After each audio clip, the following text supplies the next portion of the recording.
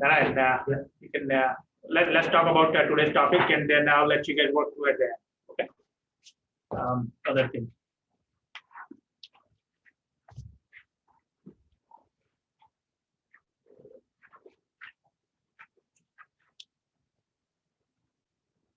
So yesterday we talked about the UFT side of things, and hopefully you guys got some basic idea about the UFT and so forth. So today we'll talk about the Ruby Cucumber and see how the Ruby Cucumber works and what is the framework, what is the buzzword. So I'll get you guys some understanding of the Ruby Cucumber. Now this is more geared towards the automation tester. Okay, so automation engineer or automation tester. If you want to pursue that career, then that means you have to learn the programming side of things and pick up like a Ruby Cucumber and so forth, some framework. Okay, but I'll give you some overview of the test automation framework today, and we'll work through it.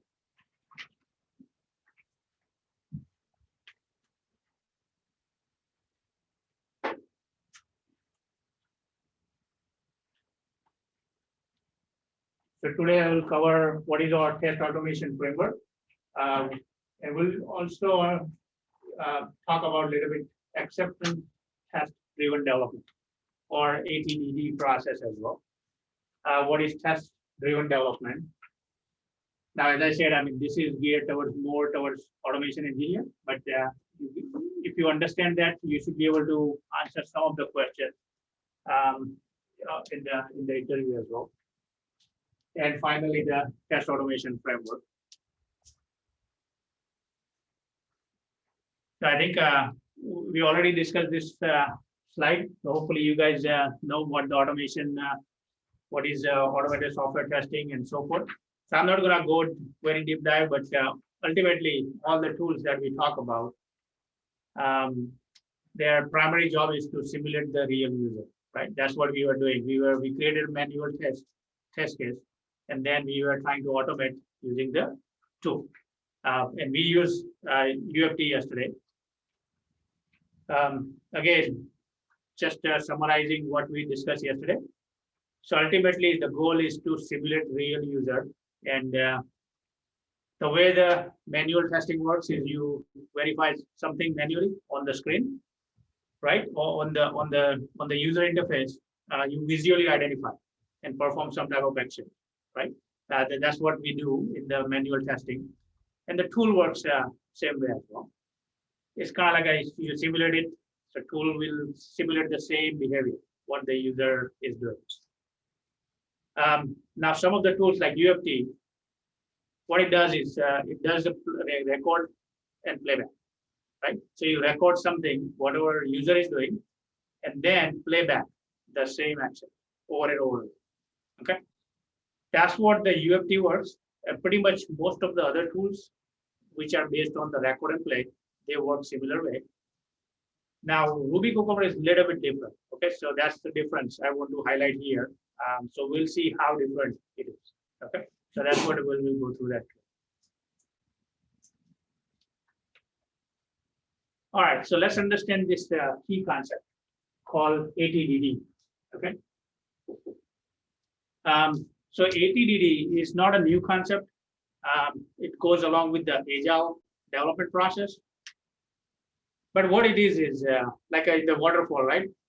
Typically, what you guys do is somebody creates a requirement document, then they hand it over to developers as well as QAs, right? And then you guys review it, the requirement document, provide feedback, and you might go back and forth so many times, right? And now during the development, let's say developers has any question for any of this thing, any requirement. So they will work with the business analyst or business try to figure out, right? You guys are creating your test cases at the same time while developer is developing. So you might have a question, you go back to the business analyst. So there is a lot of back and forth happens in the typical waterfall project. And so that creates a major problem because developers are doing, they are getting their own question answered. You are getting your own question answered. And now sometimes it goes out of sync, the requirements. because you are creating test cases based on your understanding, and developer is creating test cases, whatever they are developing based on their understanding. So that creates a bigger problem. And that's where the waterfall project sometimes has a lot more bugs than the Agile projects. And I think that's the most reason companies are moving towards Agile or ATDD type of process. So when we talk about the ATDD process or Agile process, let's see how it works, right? So ATDD is a collaborative practice where application developers, software users, business analysts, they work together sitting on the same table with the customer or business. And the business analyst is still responsible for collecting the requirement, but you as a QA developer, they all are sitting on the same table while they are going through question answer and running the focus groups and so forth. So everybody has the same understanding. So nobody is handing you off any documents later on because you are sitting there, you understand, okay, what customer is asking for, right? So that's the main advantage of ATDD process, because everybody is sitting there and business analyst documenting the acceptance criteria or requirements in terms. You all have a same understanding, and your software quality gets improved at that point. Okay, but just in general, ATDD is a collaborative practice where everybody works together, basically in the application for the application development, and works together with the customer to understand the same thing. And also here for the ATDD, right? So it's a communication type of tool, or it's a process, you can call it, between the customer, developer, and tester to ensure the requirements are well defined. Now, how it's well defined? Because you are sitting there, if you have any question, you ask the customer and get the clarification, and that gets documented at the same time. You are not documenting requirement, but business analyst will document the requirement based on the clarification.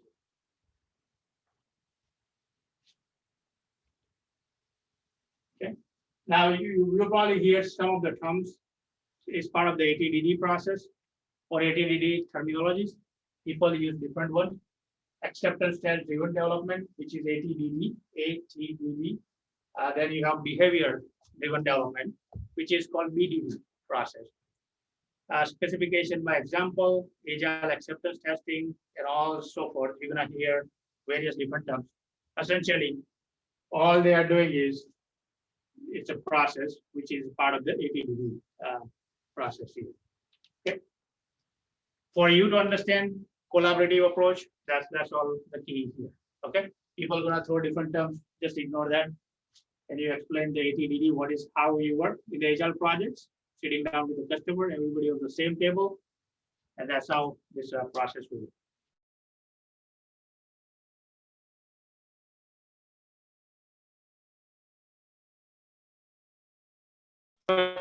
Process. You see how different it is than the waterfall, right?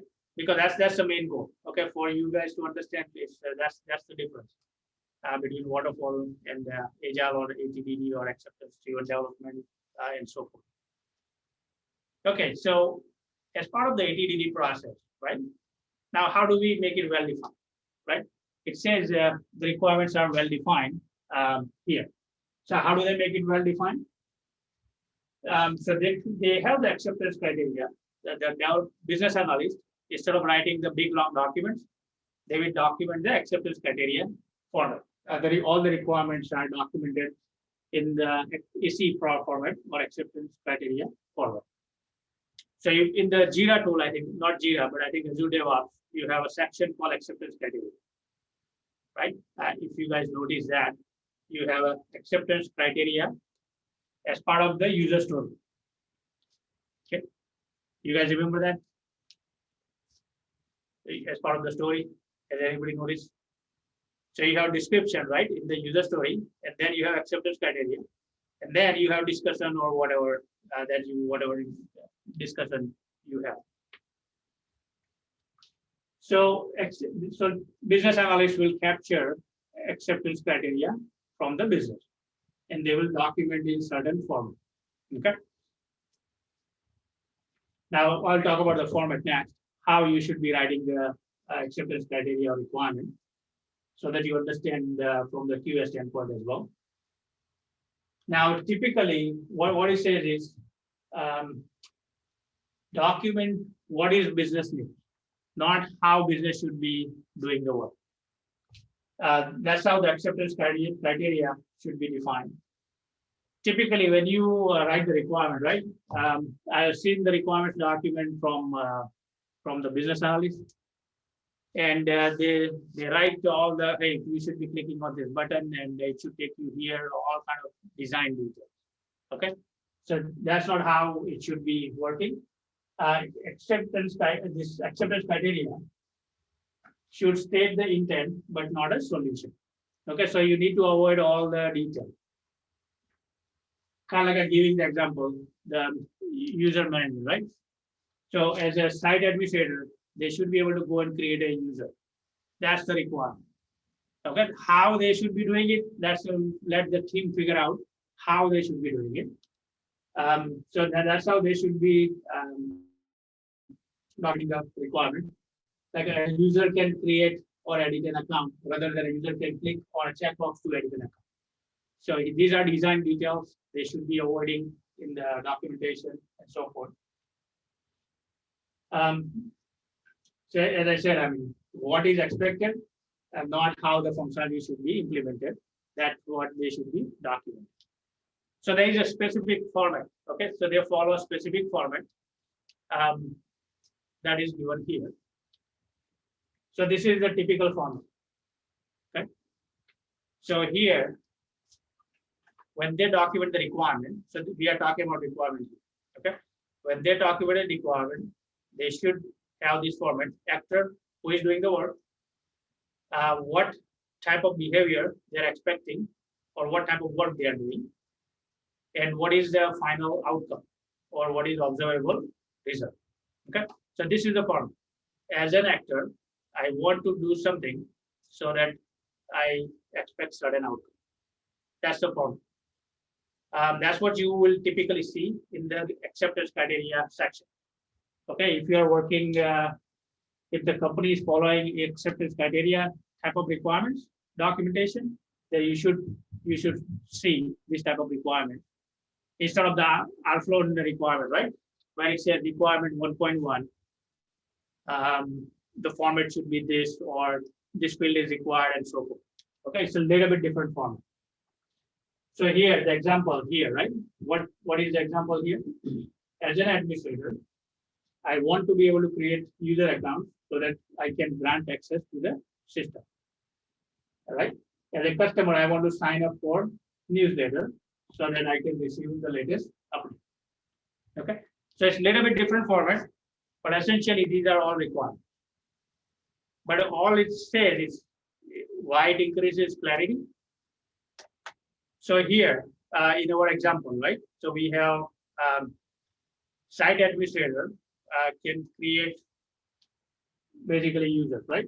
So we have that type of requirement. Here we can write as a site administrator, I want to be able to create specific user account. So here we can say dealer account, dealer user account. So this would be the one requirement, one acceptance criteria. Second acceptance criteria would be as a site administrator, I want to be able to create lender user account. So that is the second acceptance criteria.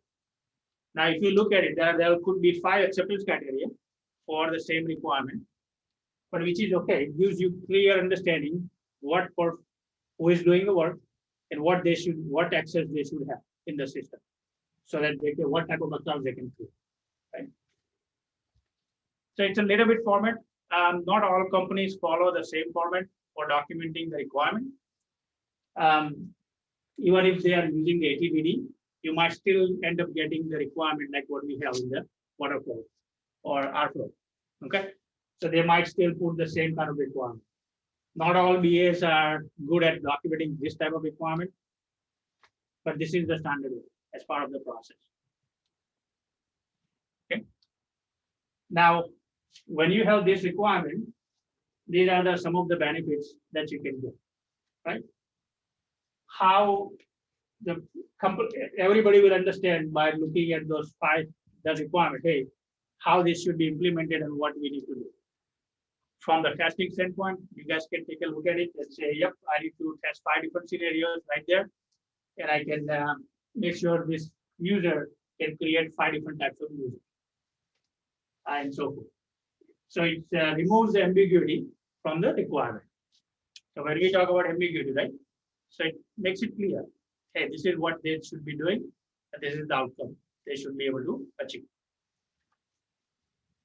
And finally, limiting the developers to adding the only functionality that the story requires. So sometimes, like, developers assume certain things, right? Like you guys are assuming certain things, and they will say, oh, maybe I can give additional feature or additional functionality and so forth. So it narrows down it actually binds them to the scope so that they can't implement anything else. Okay. So it gives a clear scope to the developers as well. Okay, at the same time. Any question? So this is a way of documenting the requirement from that standpoint. Okay.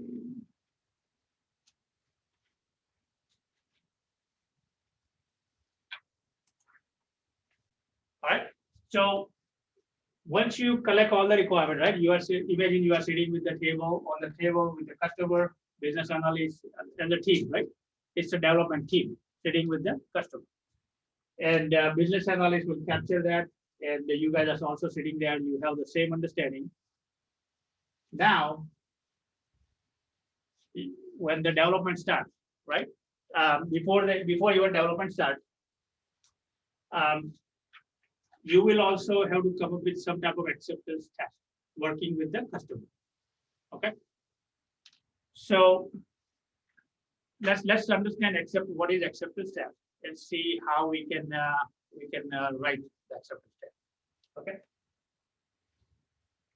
So we all know, right? Acceptance test represents some expected result from the system. That's the whole point of the acceptance test. But there is a different purpose here for this type of acceptance test. Okay, so that's what I want you to understand. So here you write the acceptance test, basically working with the customer. Okay, imagine what you guys are doing so far. So you have some type of system, and you are writing the detail steps and so forth, which is a little bit more technical in nature. You go to this site, you click on something and all those things, right? That's a little bit more technical details in there. What this acceptance test says here, that you verify with the customer and you write it from their viewpoint, basically, the acceptance test. Imagine your customer is testing, right? In the acceptance UAT phase, right? You all remember the acceptance phase. They are testing. Now, I know you haven't seen the scenarios they are writing, right? What they are writing, but we talked about it a little bit earlier. They will not write all the details. They want to say, oh, I want to submit credit application, and that the email needs to get sent out, basically, to the lender, and lender needs to approve that, and I need to get notification. They don't talk about how they should be doing the work, right? It's a more abstract level from their standpoint.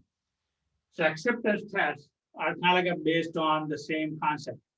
You identify those type of scenarios upfront so that customer understands, yep, system will behave this way, so that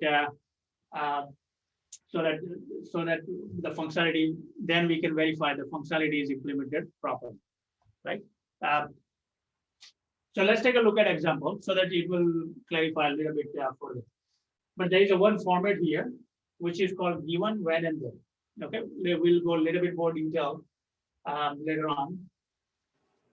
But let me see if I have example here. So this is kind of an example. For that requirement, right? We had it the administrator one.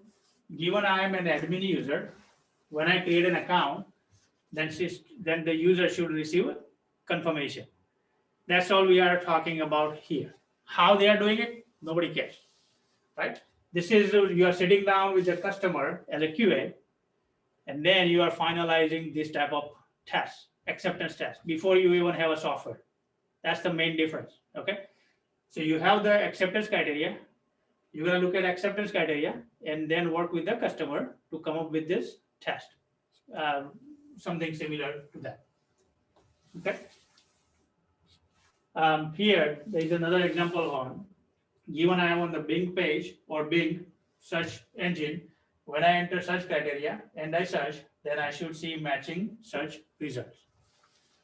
There is no technical details here, how I'm clicking it or whatever I'm doing, there is nothing there. But if I search something, then I should see some matching search results. Okay. So the important part is it's about the business or from the customer viewpoint or business domain, not about the software design. Okay, that's the important part here. So when we talk about acceptance tests, it's always about from the customer standpoint. Will not have much details how they are going to perform the work, and so it will not include any software design details. Okay. So I'm going to go back to this slide here again. So let's take a look at it. Given, when, then format, right? So given is your precondition generally. That's what we have here. Given I'm on Bing search page, right? This is my precondition that I'm on the page. Then when an actor plus action here, when I do certain steps. So these are your steps. Think through. These are your steps. Then it could go here. And finally, what is your verification? What is your observable result? That's what you are doing. So here, given I am on the Bing search page, when I enter search criteria, right, I'm doing some action and I search. So there is another action here. So I have multiple actions, right? Then I should see matching search results. That's your verification step. Okay, so it's just writing a different way plus a different level of details. That's all the acceptance test is about. It still includes the precondition, some steps, and the result. Okay, and you guys will write few here so that you will understand the difference. See how we can go about it. Okay, but for now, it's about the business domain or customer standpoint, and not about the software design.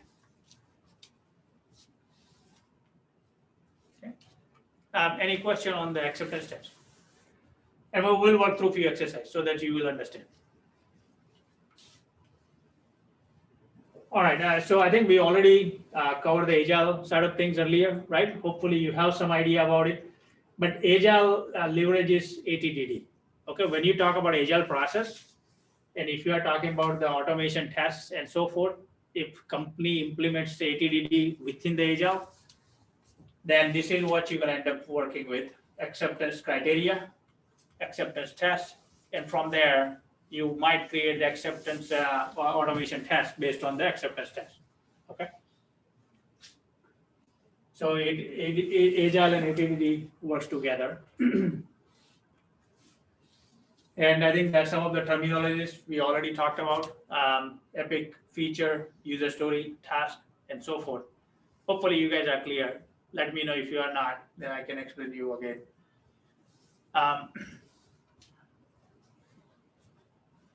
Okay, so I'm going to move on. Let's understand one more concept, and then we'll dive into the actual little bit more details. So TDD, BDD, ATDD, right? All this thing, what we talked so far. So TDD is test-driven development. Okay. BDD is behavior-driven development, and ATDD is acceptance test-driven development. They all are based on the same concept.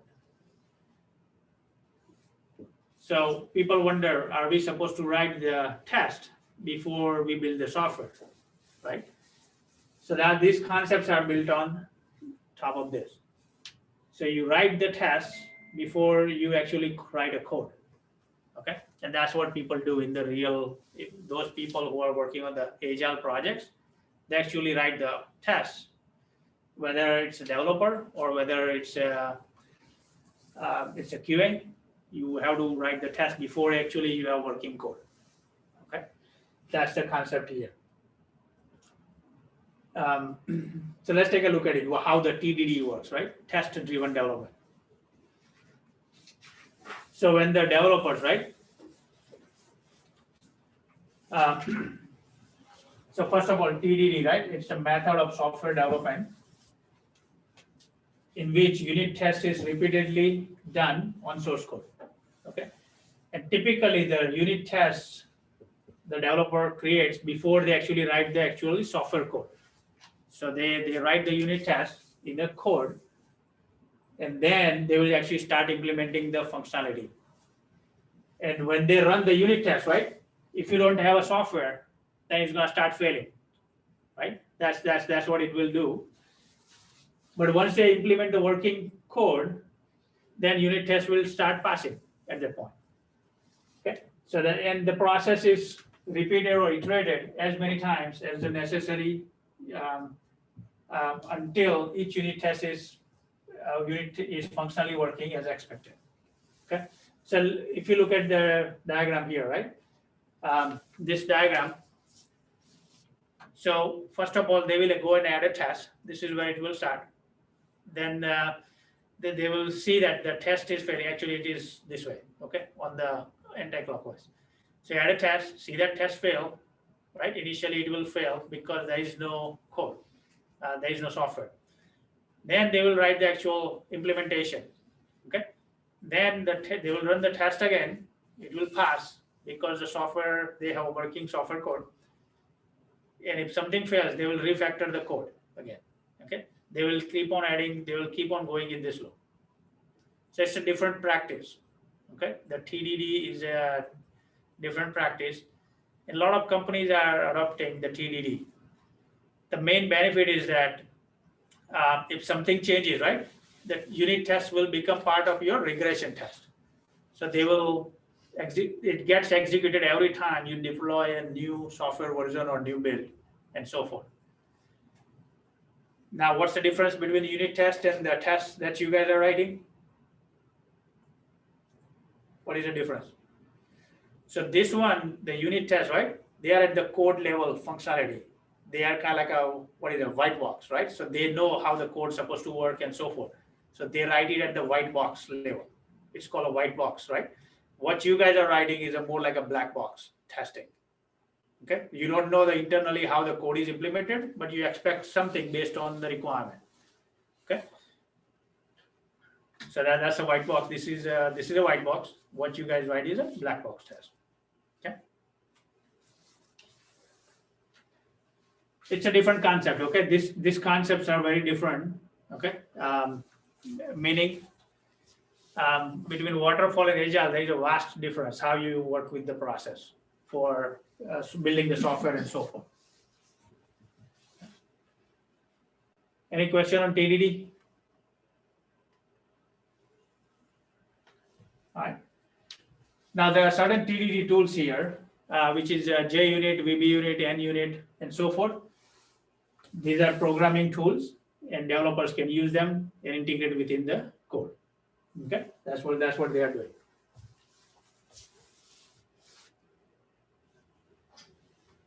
All right, let's move on.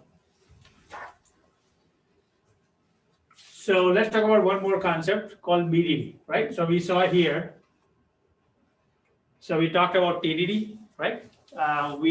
You guys know a little bit about ATDD, how they should be working process-wise.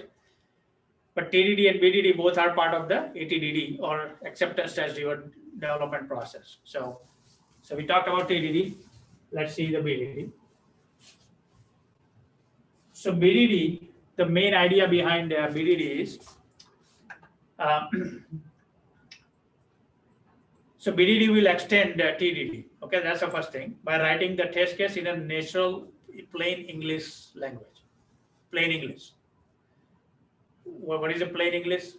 Kind of like we saw here, right? This given when then. this is more like an English test.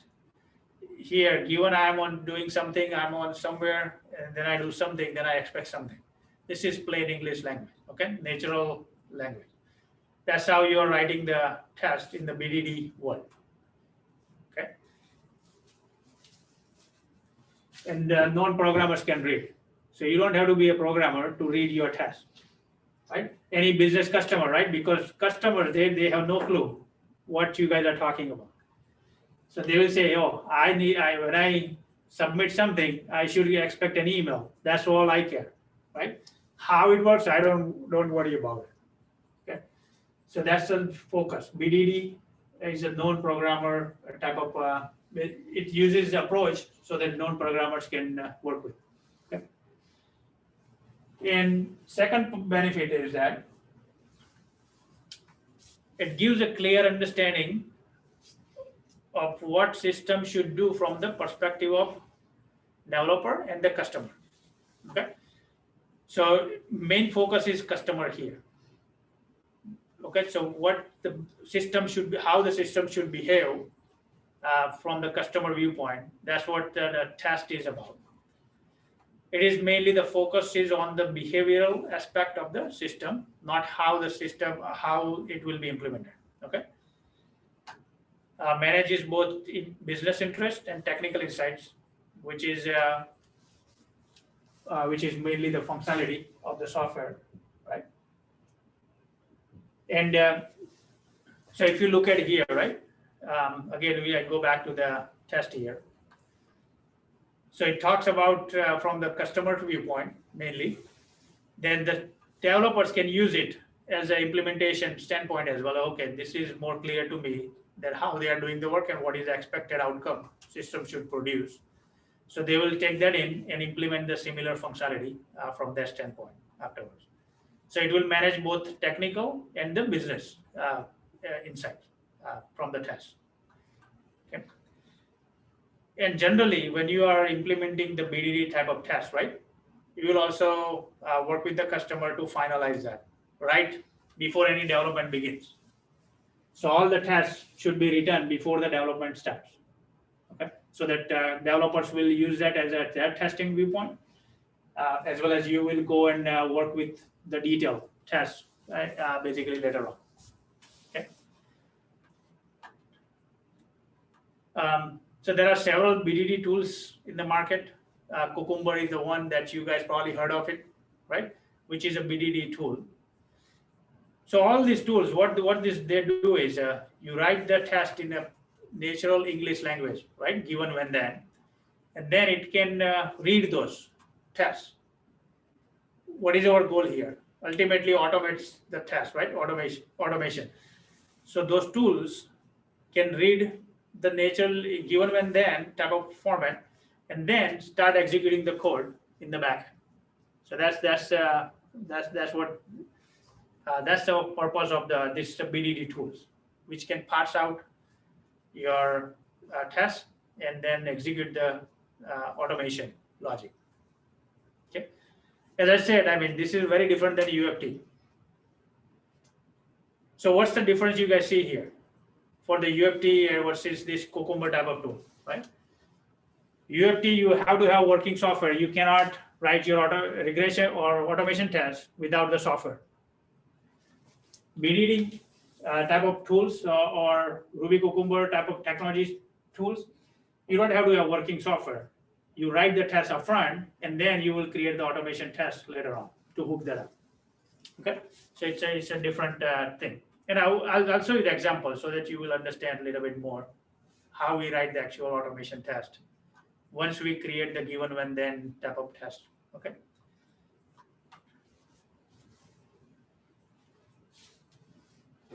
All right, any question on this thing? Okay, so let me move on to dive into the actual tool side of things, right?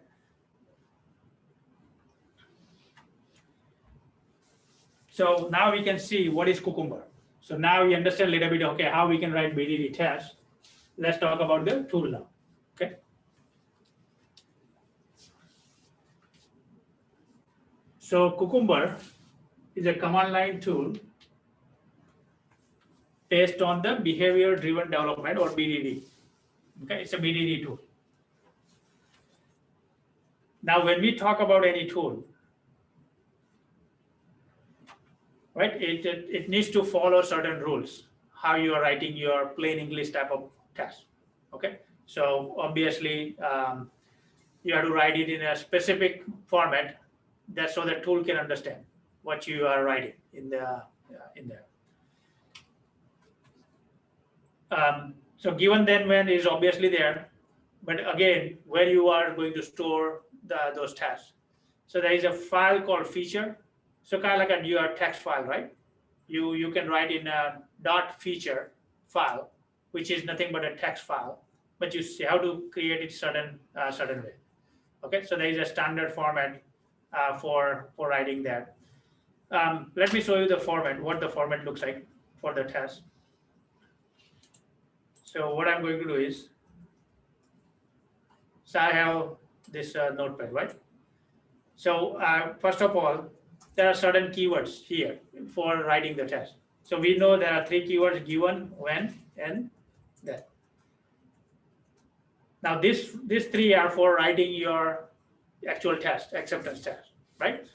But in order to, before the tool can interpret, you have to specify a few other keywords. So one keyword is called feature. Feature is nothing but what am I testing? What is my requirement type of thing, okay? And then for every feature, you can have multiple given when thens, multiple scenarios, right? Think of it, it's a multiple scenarios, okay? So you can identify scenario 1. This is my scenario 1 here. You can say scenario 1 title, something like this.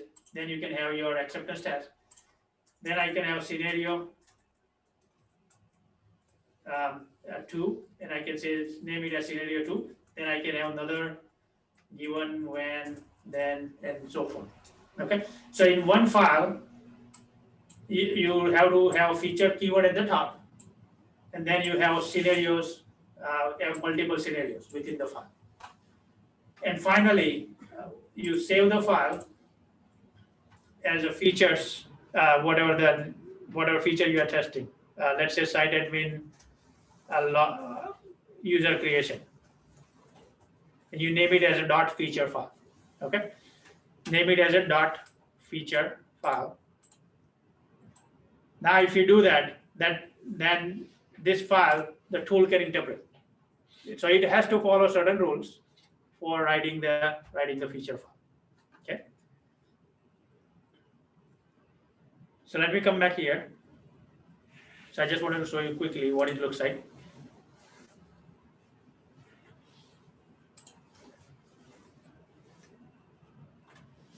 Okay. So let's understand a little bit more. So you have to, first of all, it's a tool, so you have to follow certain rules. The rule here is, right, the specification that you write has to be in certain format. First of all, the text file is called features text file. So you can name it whatever you want, but it has to have a .feature extension. Okay. Then you have multiple scenarios in there to test and run the scenarios against your system. Now each scenario that I showed you, right, it has multiple given, when, thens, right? So which are nothing but the steps. So you have given, when, then, they are your different steps. For Cucumber, so Cucumber will execute one scenario at a time when you run it, and it will execute the steps that you have. Given, precondition, when are your steps, and then is your outcome. Okay. So there are certain rules, right? So Cucumber follows certain rules. The name of this set of rule is called Gherkin, Gherkin. Okay, that's the name of the rules. Which I just showed you: feature keyword, scenario keyword, given, when, then. So that format or set of rules is called Gherkin. That's a format you have to follow. Okay. The good thing about that, right? There are not many keywords that you have only some keywords that you follow in your file or follow in the format. Okay. So what are the Gherkin rules or keywords? These are all the keywords that you have. There is no other keyword, okay? So as I said, I mean, feature keyword at the top in the file. Then you have a couple of other additional keywords, but scenario is the one I showed you, right? But there are other ones like background and scenario outline and so forth. But given, when, then, for every scenario, you will have given, when, then. You can also have end, but, and start. So what these are? So let's say you have multiple steps, right? I showed you in the Bing example. When I enter something and I search, so you can have multiple steps using this keyword, and, okay? You can also use but. So if I do something, but I don't do something, those type of steps, then you can use but. Again, it does not matter what you have in the given, when, then, okay? What combination you use. A tool typically ignores all these keywords. When it parses out, right? It cares about, and I'll show you why, how it works, the tool. But you can write the plain English steps, your plain English acceptance test using these keywords, okay? Use only any combination and it will work fine.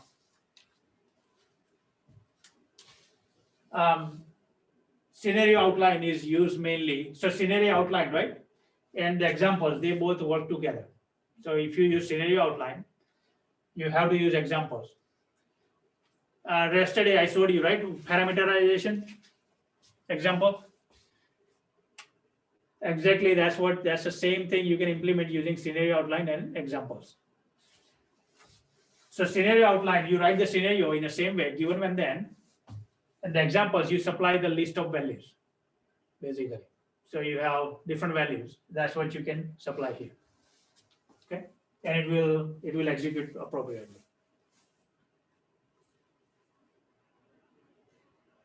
Okay, any question on the keywords? There is a lot more combination and stuff, but I just want to get you some overview. Okay, so you get familiar with given, when, then, and what those keywords are and so forth. Okay. So this is kind of like a typical example, right? Validate admin user access.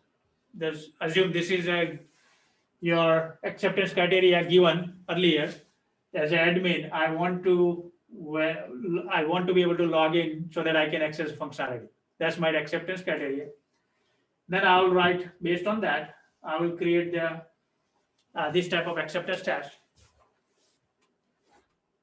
And typically in the feature, right? Everything between after feature, right? I have written here. So tool will ignore this text. Okay, it's mainly for your understanding. So but what I do typically when I create the acceptance test is I just take the acceptance criteria and put it up here so that I know what I'm testing here. So this is my actual acceptance criteria, this part. Okay, this is my acceptance criteria. I'm just typing it in the notepad so that I know, okay, all these scenarios are for testing this functionality. As an admin user, I want to log into Rflow so that I can access admin functionality. That's my acceptance criteria. Okay, in my scenario here is, as an admin user, I can log on to Rflow, and so think of it. This is your test title.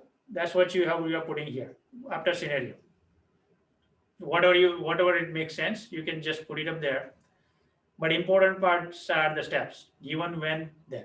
This is what it will get executed, not the scenario and description. So tool will ignore anything that's after scenario keyword. Tool will execute only given, when, then type of steps. So what I mean here is, let me.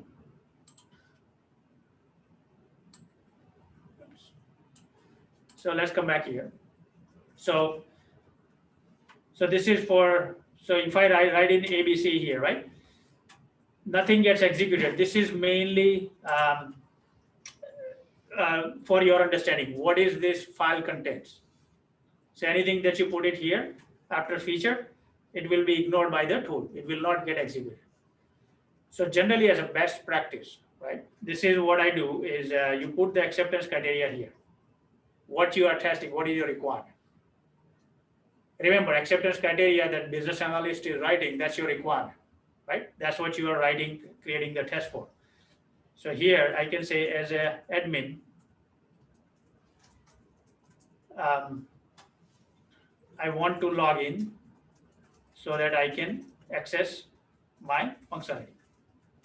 This is nothing but my acceptance acceptance criteria here, right? Doesn't matter. Okay, this part will be ignored by the tool. Whatever you can type in, if you don't want to type in anything, which is fine. But then your file is not readable. If somebody is looking at your test, this file, they say, okay, what are these scenarios for? What am I testing here? That's the whole point. I'm putting more description there. Then I might have multiple scenarios. So this is my scenario 1, right? So with the valid login credential,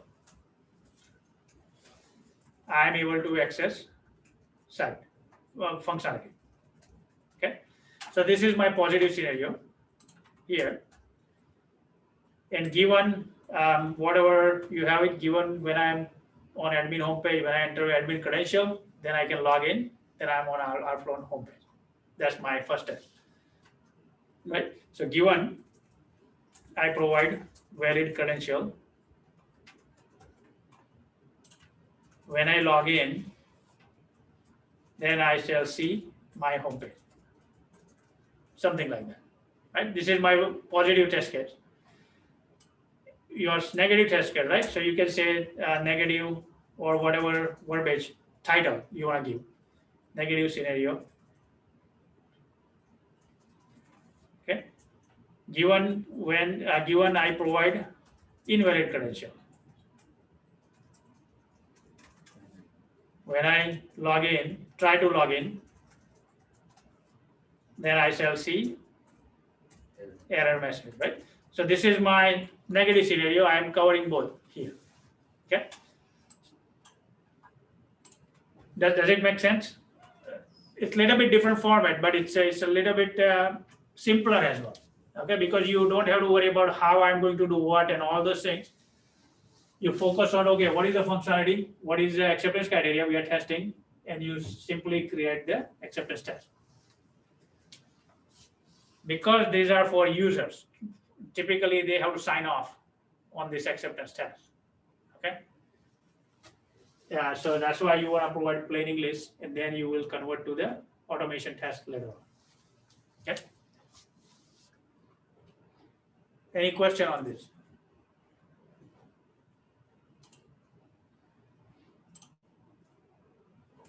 Okay, so if you don't have any question, let's work through some exercise then. Okay, so now you understand a little bit Gherkin side, right? In the format, what I want you to do, I give you guys 3 acceptance criteria here, and I give you different scenarios, couple of scenarios. But see what scenarios you come up with, right? So here in the first one, as a dealer, I shall be able to log into the Airflow to access site functionality securely. Okay, so this is based on the user. So come up with the acceptance test here for the dealer login. Right. So this should be very simple, very similar to the admin one that I showed you earlier. Second acceptance criteria, as a super user, I shall be able to search dealer by dealer name so that I can modify dealer information. So I gave you the exact match scenario and partial match scenario. So you have to create the 2 acceptance tests for that. And third one, as a lender, I shall be able to update status of credit application for approval or rejection. So this is my requirement. So think about the scenarios, how many scenarios you can have, and come up with that. Think about it, come up with that, and still we'll create something here. Okay, together. So I'll get you guys maybe 30 minutes or 20 minutes, something like that. Based on your understanding, just write it.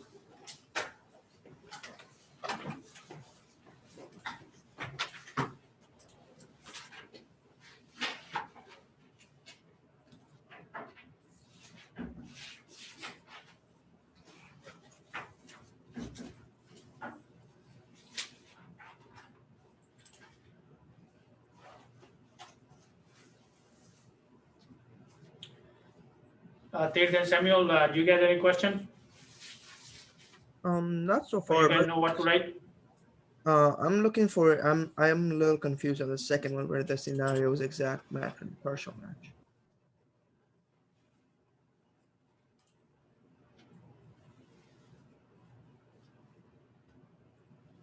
Okay.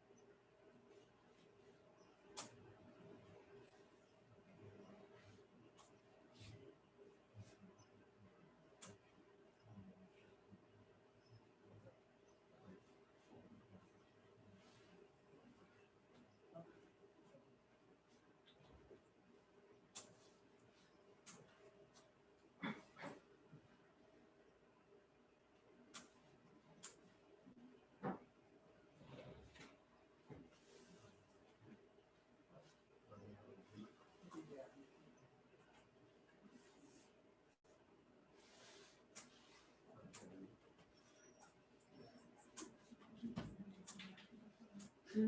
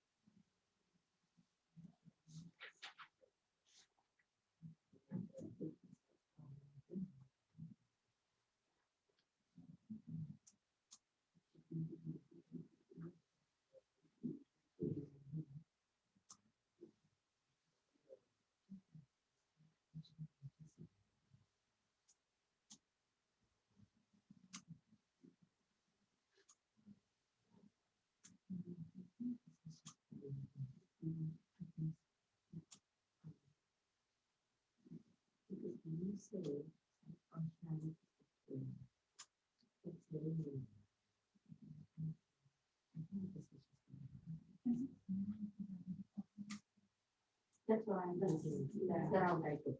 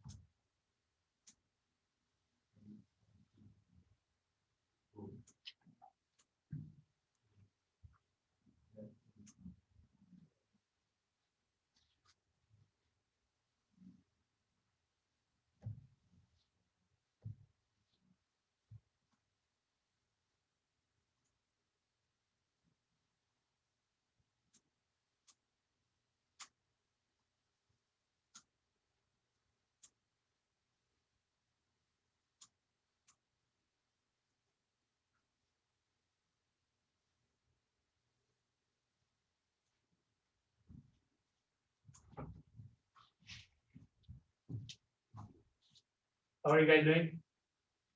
Working through? Still? Okay.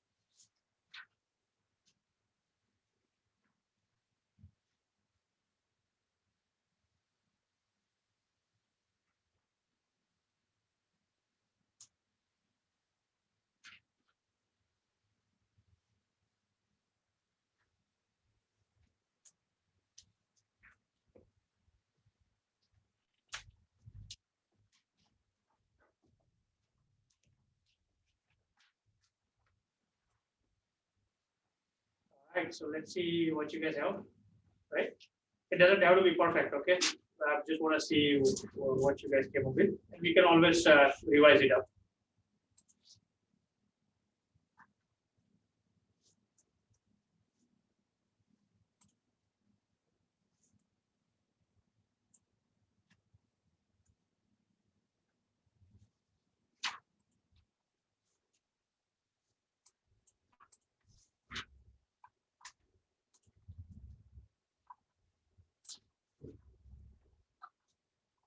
All right, let's see.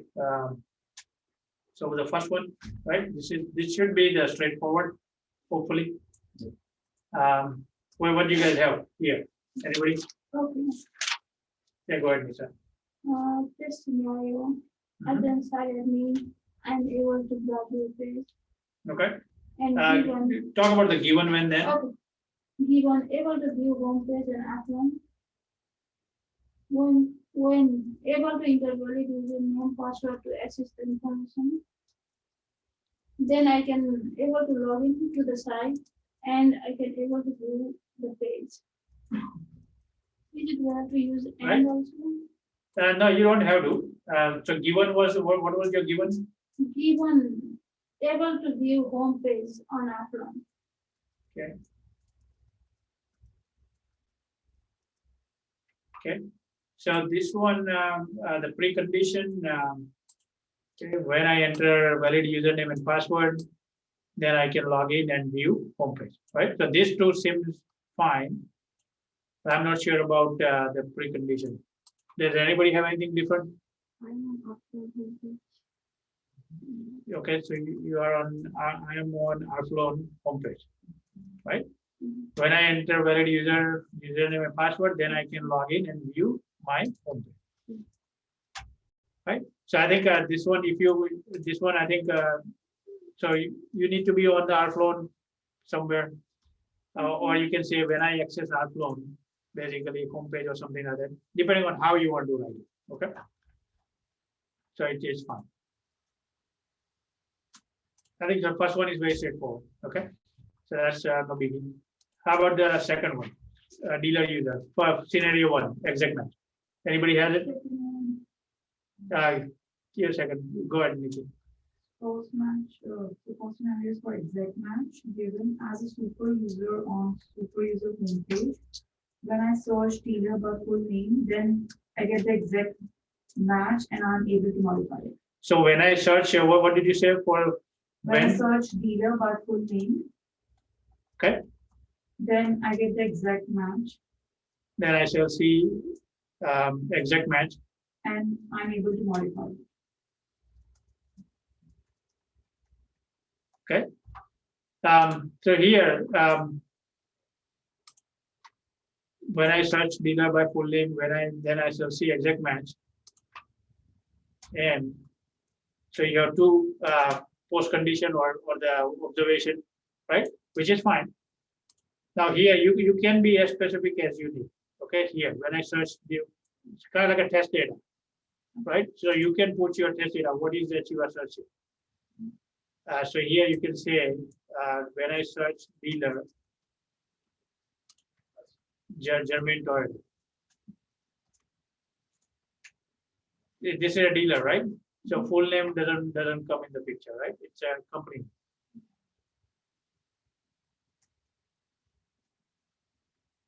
As a exact name or full name, right?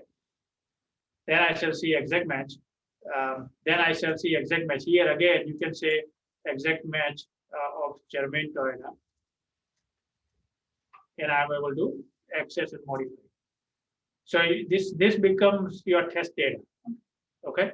So I know we are writing, we write the test data differently in the test case, but here you can put it right in there. So it's a specification by example. Okay, so this is what they call specification by example. So you put the actual test data within your acceptance test. So this becomes your specification by example. So you ask the customer, hey, is this valid? Is this something that you mean? They say, yeah, when I search for specific dealer, then I should see exact match of German Toyota. Okay. All right, the next one, partial match. Anybody? So I wrote, Yeah, go ahead. I wrote that given I am logged in as super user, Okay.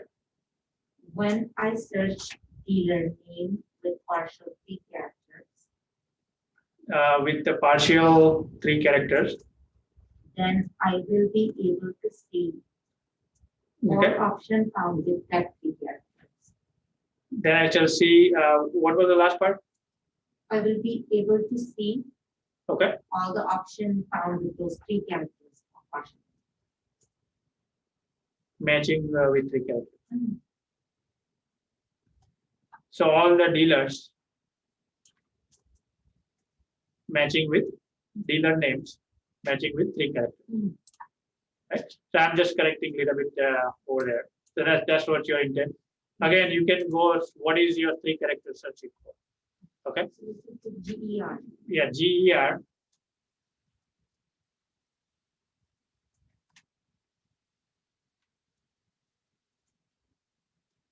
And I shall see all the dealer names matching with 3 characters. Yep. That's it.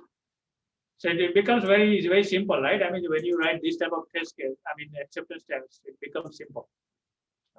But it gets you the intent. Okay, this is how the customer will be doing it, and that's how they will be working. Okay, how about the lender? Last one. Anybody online has done anything?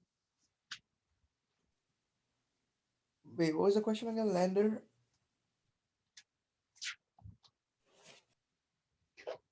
Okay. How about in the classroom?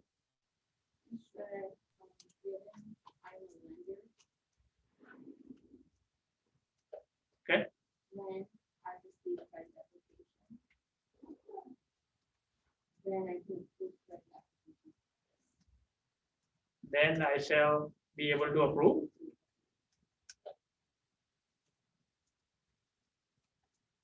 Application, right? Now status doesn't matter, right? You can put, you don't have to put that in. It's a user intent. Status change or whatever, the user don't know, or we don't have software yet. So all we are saying is, yep, I should be able to approve it at this point. Okay. Yeah, I think this is fine. So you are changing the status to approve, right? That's a scenario 1. And then you can have scenario number 2, where you can reject credit application. Right? So that makes it clear. Okay. Now, as you see here, right? Then you have multiple steps here, so you can combine with the end. That's what the end keyword is used, right? Same thing. You can have multiple givens as well. Or so this one, right? You can write it this way, or you can write something like this. To them. Okay, so you can use any combination. Okay.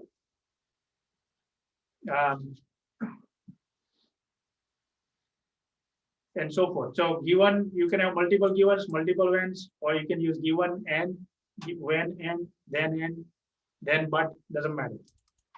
Now if you write this way, then I shall see exact match, but I'm able to modify. This one will still work with the tool, even though the plain English doesn't make sense, right? Here, the grammatically doesn't make sense, but tool will ignore all the keywords that you have. So it doesn't process the keywords. When it's executing the automation test, it will just look at this part. Anything after the keywords.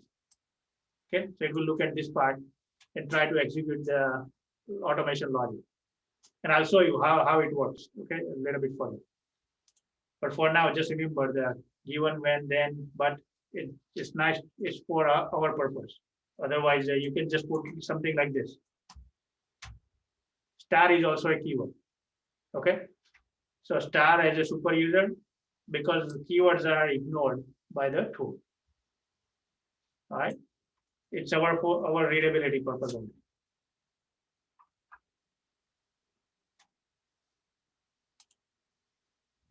All right, so everybody good? Okay.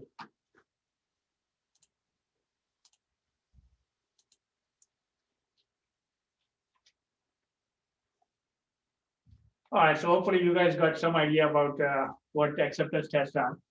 And these are Cucumber tests, and the Gherkin is a syntax that you are using to build your acceptance.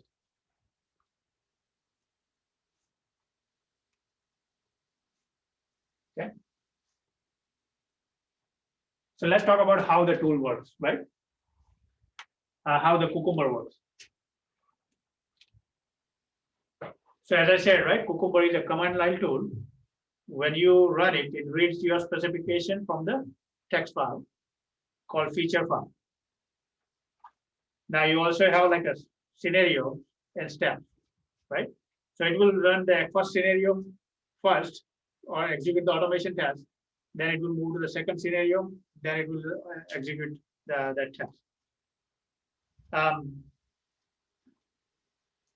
Now this is a little bit technical, but I'll show you in the actual test.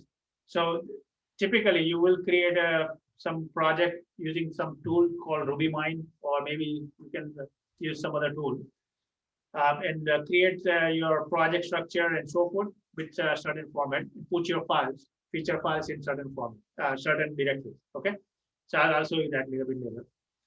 But essentially, there are two things here. Two things happening. So you are writing your feature scenarios and steps. Now these are plain English type of thing, right? All the steps are plain English, Gherkin type of step. So this one you work with the business, okay? Then finalize your acceptance test at this point. So that's the first part in the Cucumber. And second part is the programming. So this is technology specific. So technology facing or technology specific. And for these things, step definition, support code, automation library, you have to learn the program. That's where the Ruby programming comes in the picture. Okay, the Ruby Cucumber. You heard the word, but Ruby is a programming. Cucumber is this type of acceptance test. So the tool Cucumber will interpret your test and try to execute find a matching Ruby code, and then execute all the automation logic afterwards. That's how it will work with the tool. Okay. Let me go to the next one here. So the way it works is like feature file, right? You have one scenario one here, and then it will execute the given, right? Whatever the first step is, and then it will execute the matching code. So it might be open a browser, go to the site, something like that. Okay, and then it will run the Ruby code. It will trigger the browser, then come back and execute step number 2.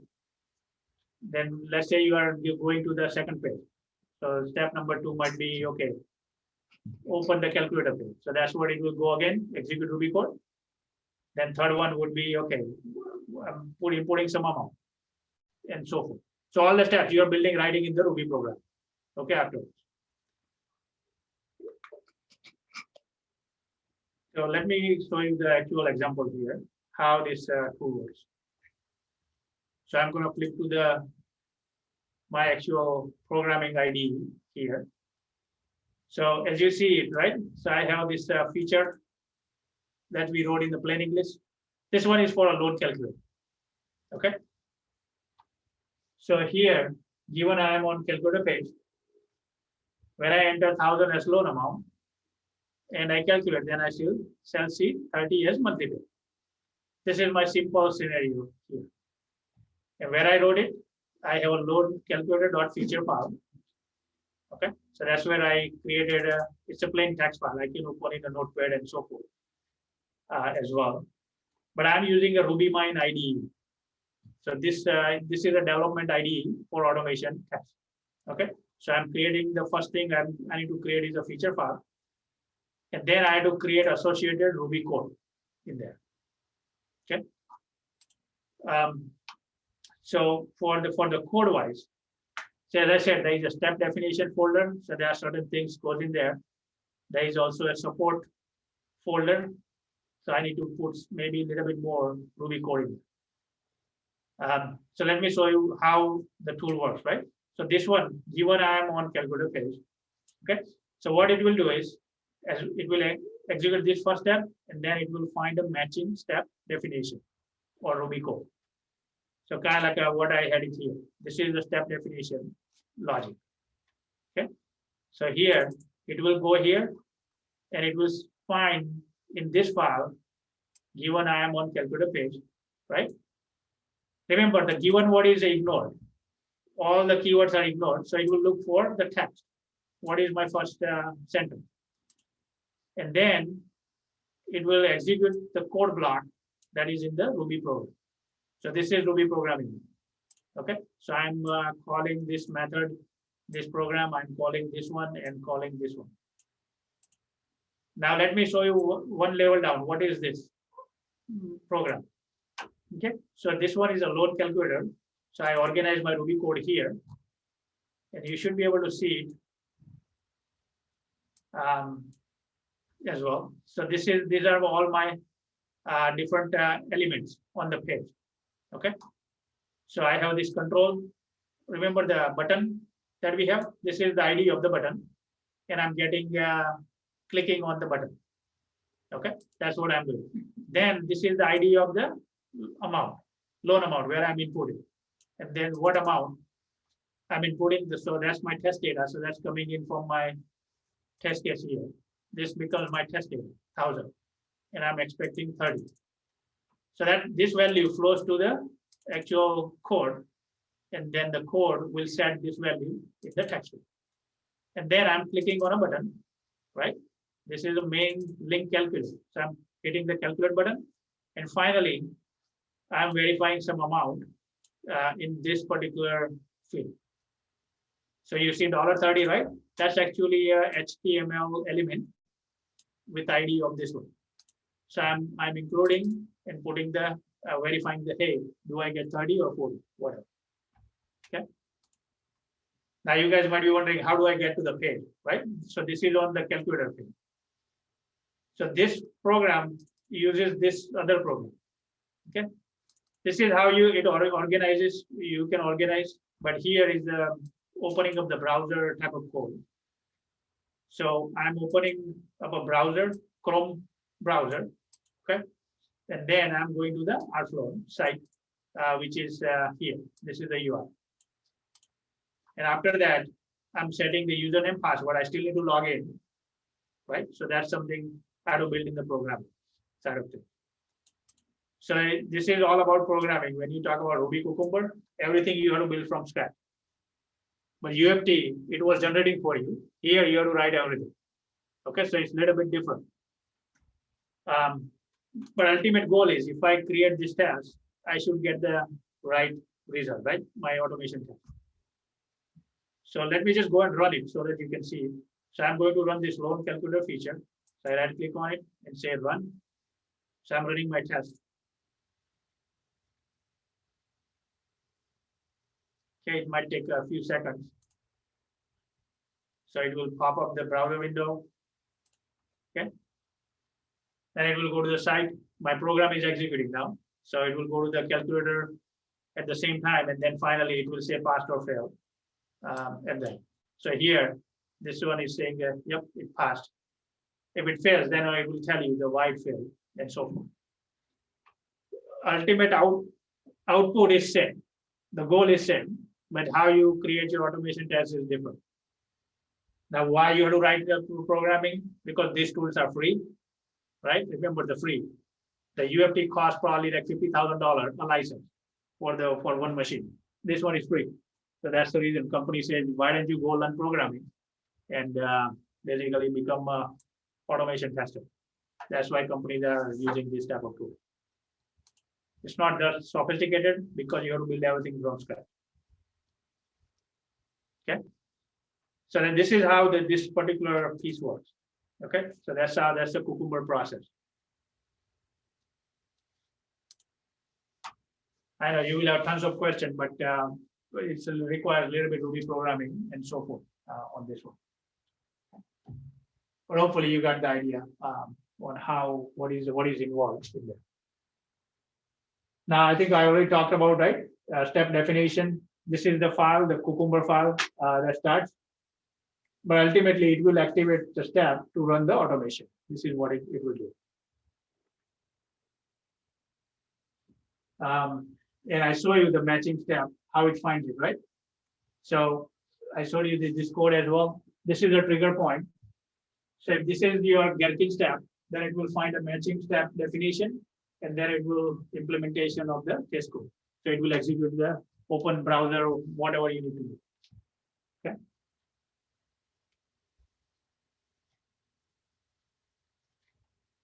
And Ruby is a Ruby programming, right? This is a programming language. It's an object-oriented programming language, kind of like a VB script for UFT. This is the Ruby program. Okay. And most of you will see Ruby and Cucumber together. Sometimes a lot of people talk about, hey, do you know Ruby Cucumber? Well, Ruby is a programming and Cucumber is a tool. So you're gonna hear that a lot. But when they ask that, they are asking you, hey, do you really know Ruby programming? And how do I accept a test with the Cucumber? Okay, that's all it is. But they work very well. I mean, Ruby and Cucumber. And it's very easy to learn as well. This programming language is easy to learn. It's not complex as Java or anything like that. Okay, Java is a little bit tricky. But Cucumber works with the Java, .NET, Python, Perl, different programming languages as well.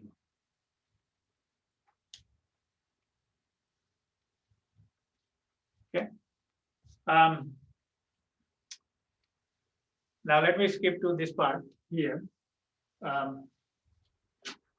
So there are 4 things, right? The Selenium and Water, right? Where does it come in the picture? So you have Ruby programming, that's where you're gonna write your code. You have Cucumber, that's where you're gonna write your acceptance step.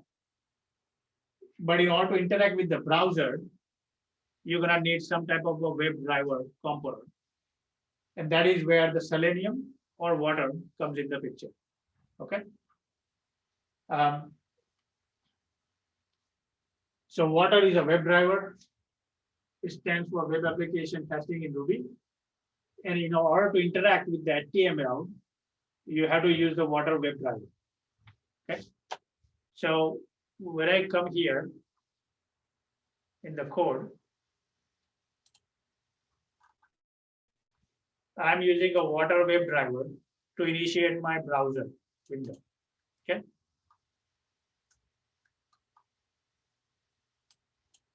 So here I'm using some Ruby code, but I'm using a Water web driver. I can use Selenium as well. Okay, so either I can use Selenium or Water, one of the drivers, to interact with the browser. So that's all we are talking about here. The web driver code. It supports IE, Firefox, Chrome, Safari, all different types of browsers.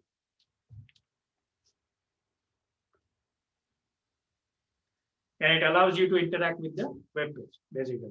So you get a handle on the element, and then you can write on it, or you can read the values and so forth. So kind of like here, the set, right? UFT had a similar thing, right? Set, and we are setting some text value. For the control, same way. It's here. You just write a different way.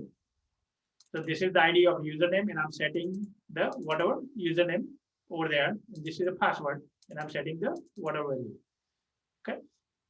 And then I have this button login, and I'm clicking on. So either you use set or click.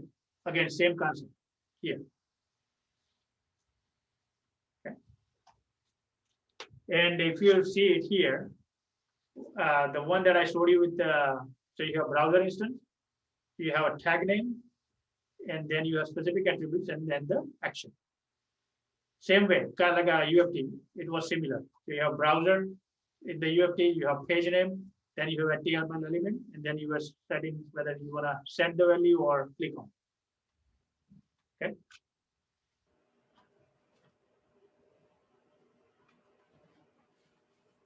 And this is a little bit code, so I'm going to skip this part here. but I already showed you in the code here. How do we do that?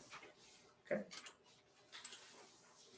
All right, so any question? I know programming side of things, you probably wouldn't be able to do that. But any question on the Ruby Cucumber or Cucumber side of things or anything? How do you write acceptance tests? Because that's something you want to be able to pick that up, okay? And put it in your resume as well. The Cucumber side of things, the writing the acceptance test and so forth. But Ruby side of things, I would say, unless you really know programming, don't put any of those things on the resume. Because the people can really grill you on the programming. But Cucumber, yes, definitely have that.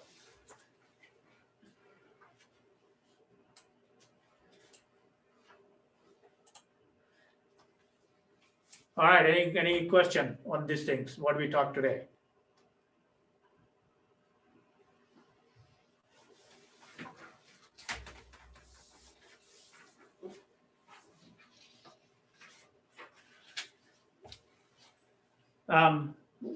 I'll get you some homework to write the Cucumber side of things so that you can write it and we can discuss on Thursday. Some test cases. You can convert to the Cucumber format, right?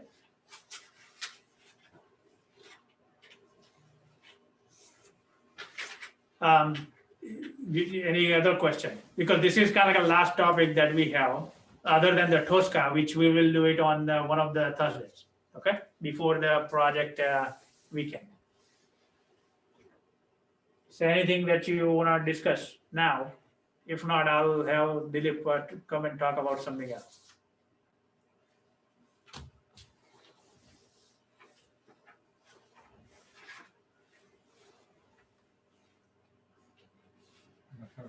Let's take a 5-minute break while I set it up things there. Okay, So it's sounds good. 10:45, so take a quick 5-minute break and we'll start at 10:50. Yep.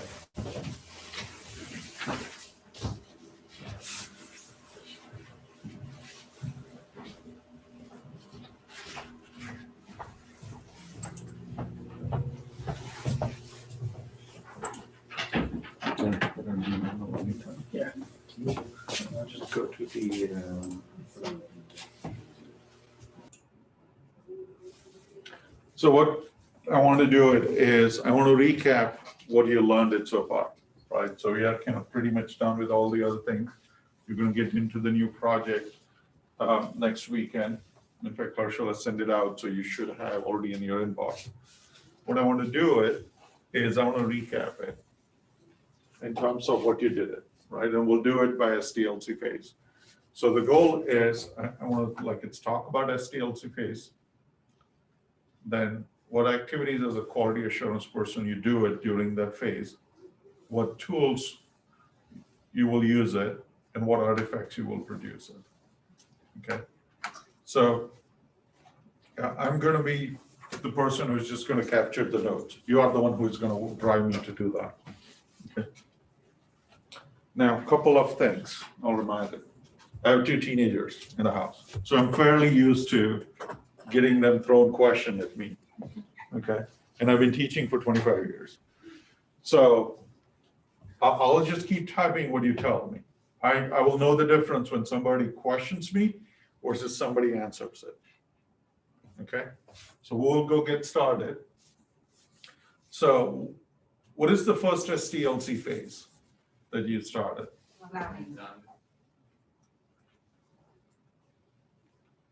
As a quality assurance person, what activities you do during that time? Nothing. What tools? Artifacts, nothing, right?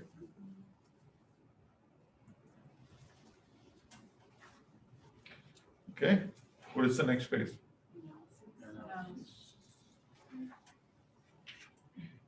What activities you do as a quality assurance person?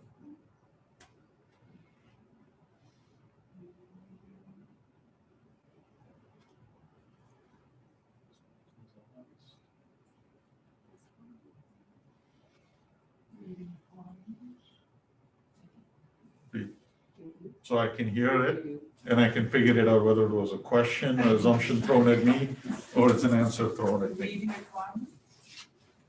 Is that a question? No, I think you read the requirement. Okay. Yeah. Okay.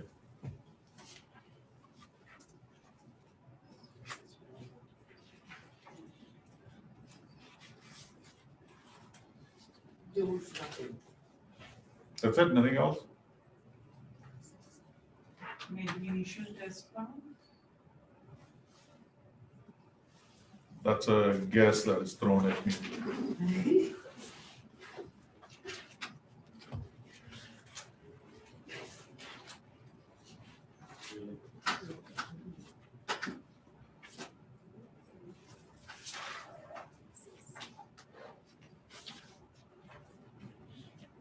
You can go back to your notes, reflect whatever you did, and figure it out what activities you did at that time. Read the requirement. Test plans? Create the test plan. I think you create the test cases even in paper. I think that's what, reading the requirements. Yeah. Initial version. You say create test case.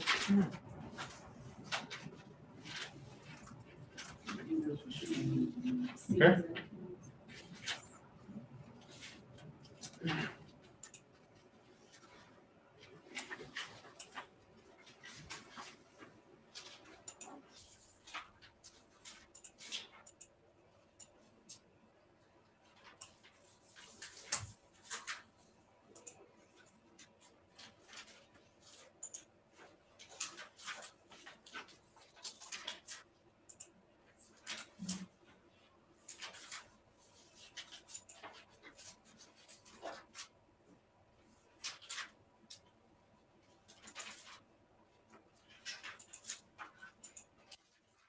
What else?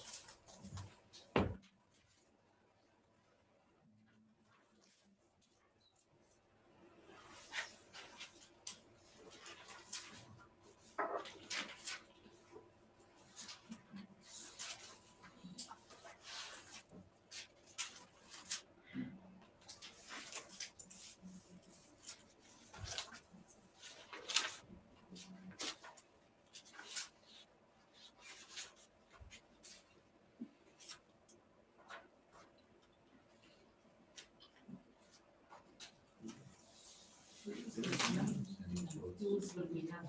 Those will be done? Yeah. Okay. Artifacts.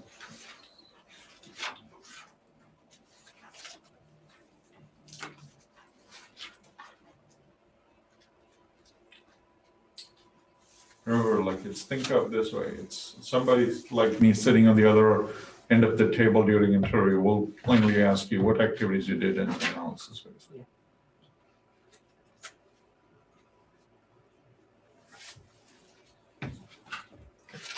It shows the confidence level, and I'll be blunt on that. It's not that you guys have not done it or you guys don't know it. It's you guys are double questioning yourself.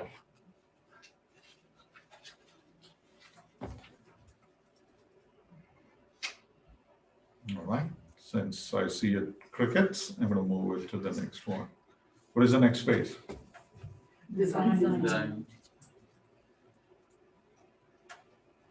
You write step-by-step instructions. Step-by-step instructions for what? When we review the design document, we can update the test plan. So tell me what I should type in terms of activity. What activity? If you have to tell it, Update. what activity to do? Update test plan. Okay. All right, Review design documents. review design document.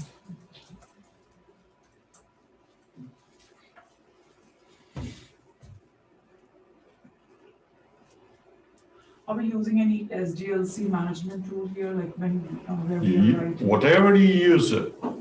If somebody's sitting in and just saying is that, hey, what you did it as a quality assurance person and what kind of tools you used it. That's what I'm I looking would for. say Azure DevOps. And Jira. Okay.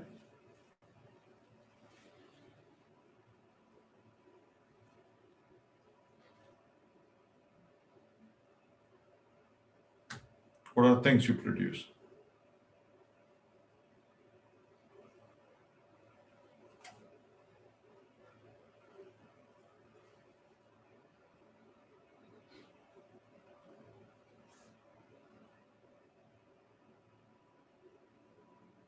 Coming up with positive and negative conditions. Say it loudly. Coming up with positive and negative. Is that an conditions. artifact or is that an activity? Activity.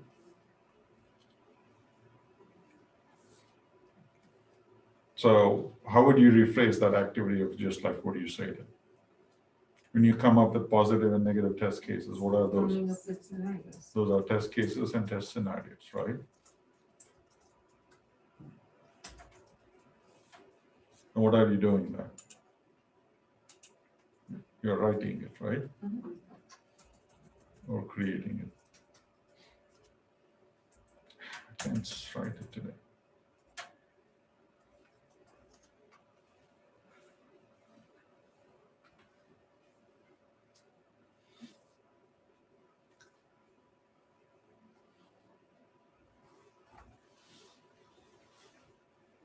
What artifacts, if any, you're producing it?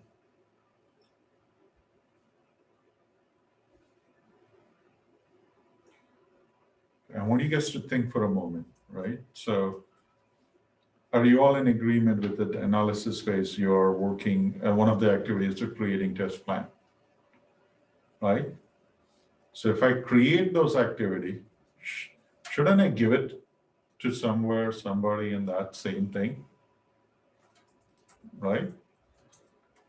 Instead of saying none, well, why would I put all the effort in the activities if I'm not going to produce anything? Maybe it just, hopefully that will help you better. Okay, design phase. What do you produce? Produce anything?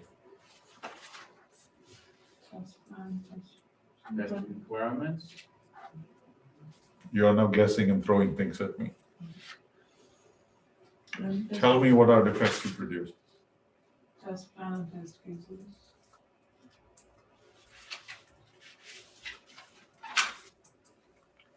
So I already produced the test plan here. So test cases and test scenarios.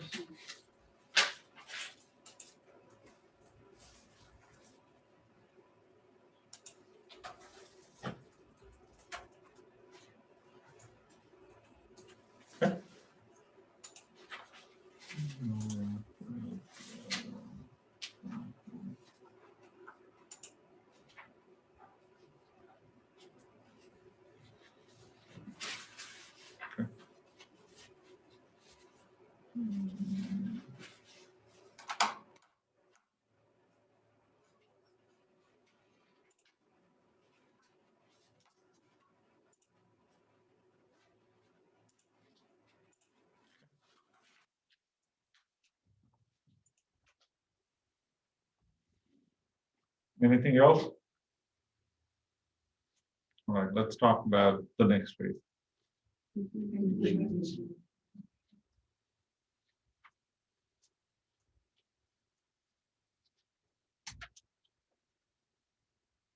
Activities.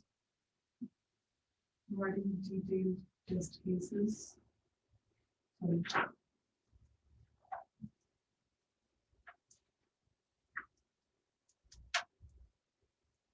And the scenarios.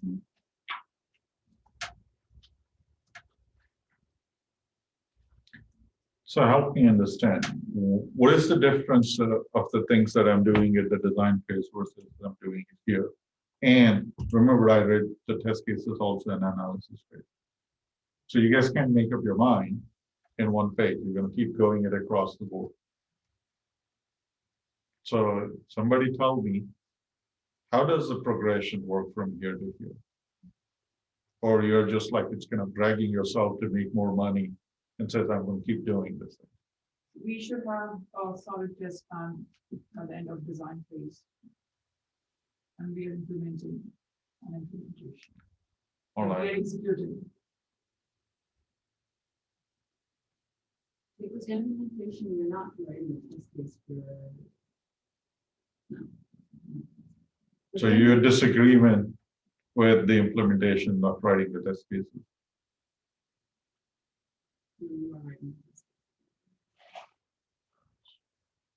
But when you're reading the requirements, you need to at least not just read, but even a paperwork, start as a tree, what can be possible. So when are you doing a tree? In analysis, I'll say when I read the requirements, I will like go back and forth. So isn't that as the test scenarios? The tree, what are you doing is different test scenarios. So you guys didn't say you are writing the test cases there. You're not even doing the test scenarios. So look at it, what story you're telling of things you're doing. This is what I'm calling, it's like you guys are throwing darts at me.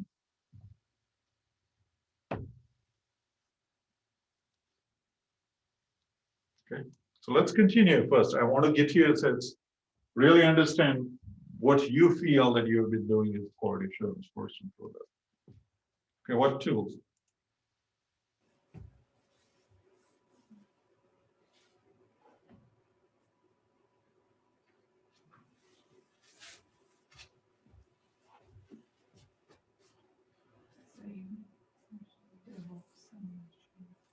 Thing.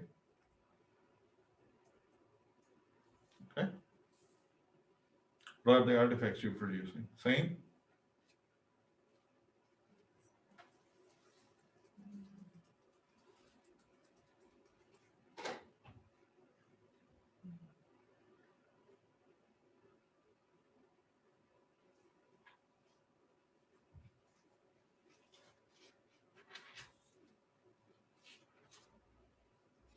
Okay. Let's go to the next step. Since you guys are not sure if you produce anything. Test phase? What activities you do? Execute the various test cases.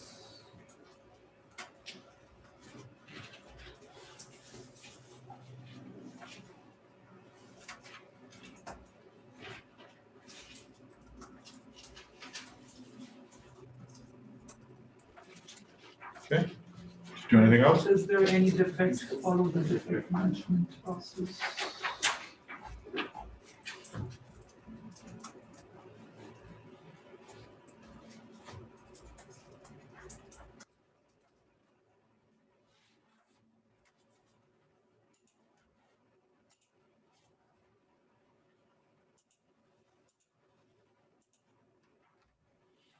What else you do?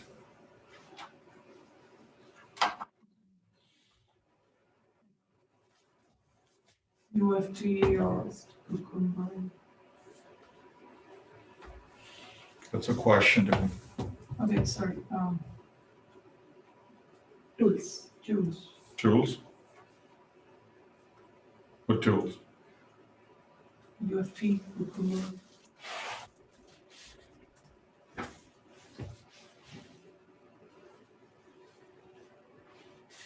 Jira and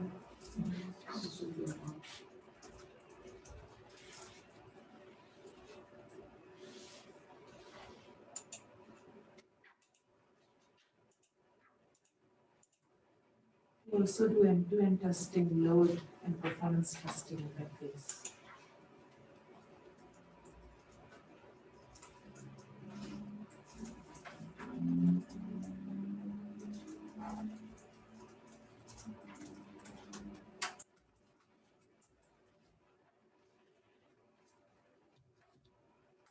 Tools?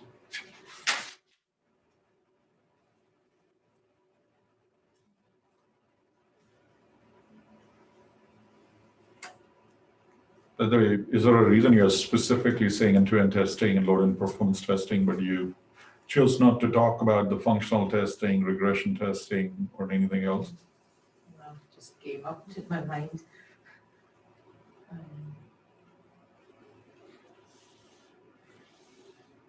If anything, if you're having any exchange with the developers for the test that you created, and if there is any bugs to resolve it. Yeah, which is the defect management, right? Defect testing, defect management. What artifacts?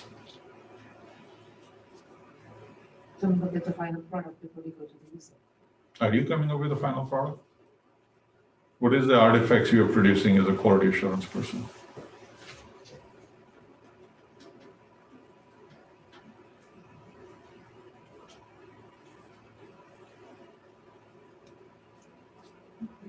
It's a defect present in the system or cost test cases.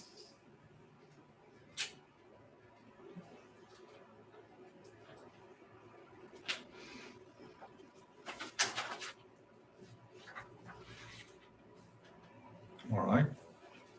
What's the next phase? Acceptance.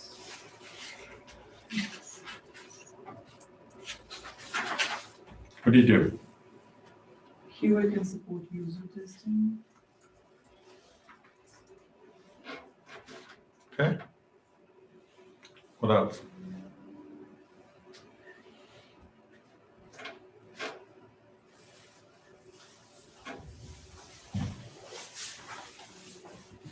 Helping in defect management. Can you elaborate more on that?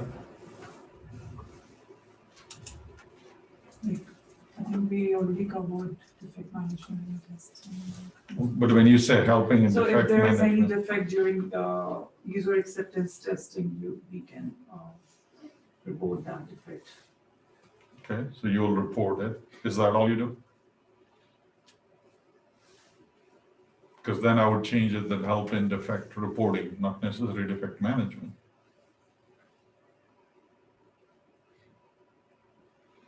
So do you want me to keep management or do you want me to change it to reporting?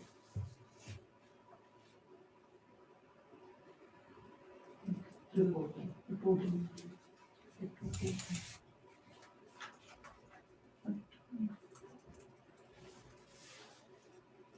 Okay.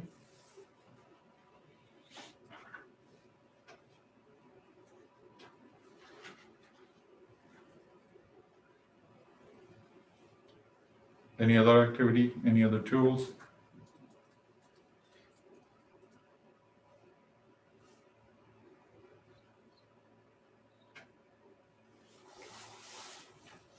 What will be the output? In testing, we can include SOAP UI. I think that boat is sailed, but I'll put it there.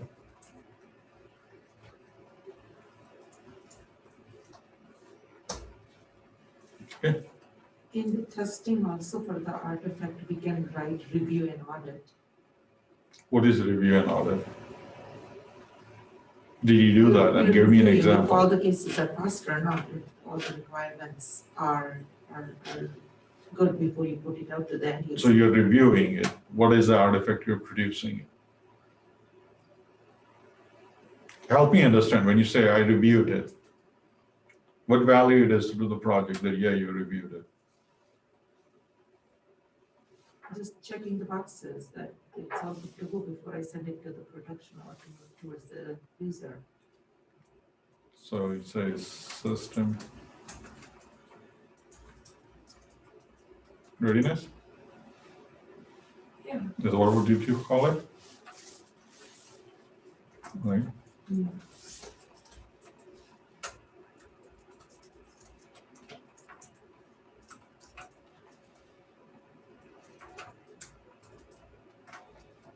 That's what you meant, right? Yes. In testing, also revise the test cases. Say that again. In testing, you revise the test cases. Here. Yes. Isn't that the same thing as updated test cases?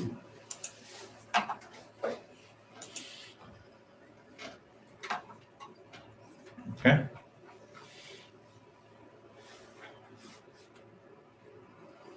Acceptance? Any tools? Any artifacts?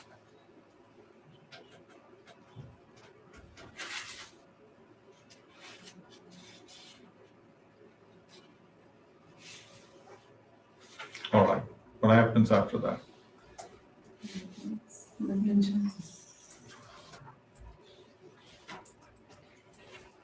this is the business as usual, right? Once it goes. All right.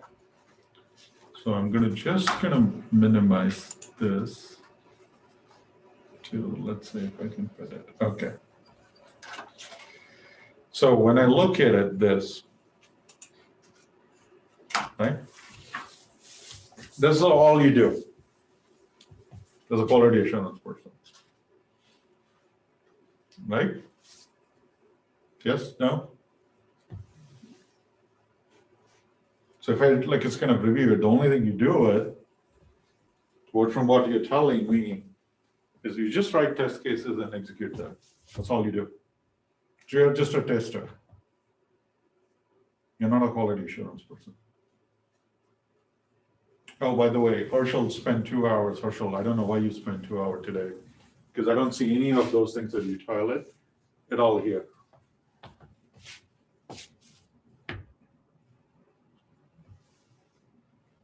Right?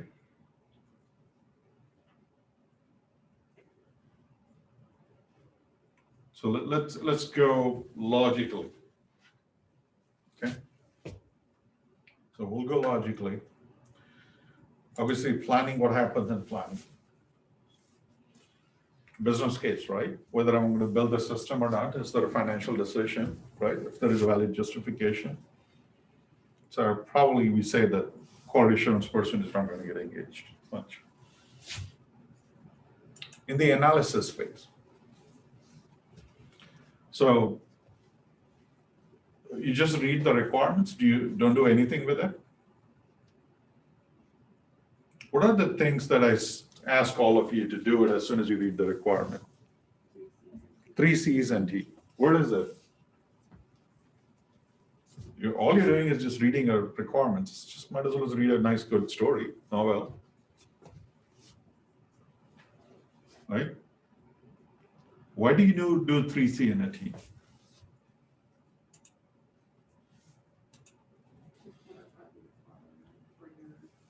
To clarify the requirement. Clarify the requirements? Is that the only reason? Make sure you can test it. Yeah, so what does testing means? If that requirement is testable or not. Yeah, the requirement is testable or not. And how do I do it? What technique Herschel told you this morning?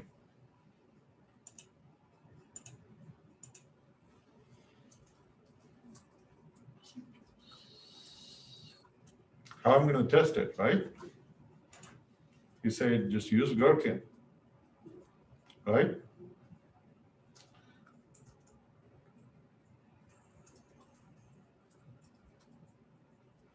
Do you get a PowerPoint or Word document, Excel document? Aren't those the tools? Okay. And you talked about creating test plan. Well, what is the key part in the test plan that you create?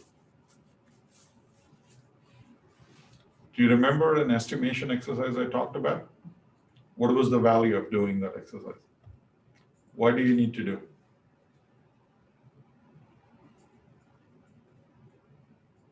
Because I'm at the analysis phase, right? I need to give them an understanding how long it's going to take me to test this thing, right? What is going to cost me?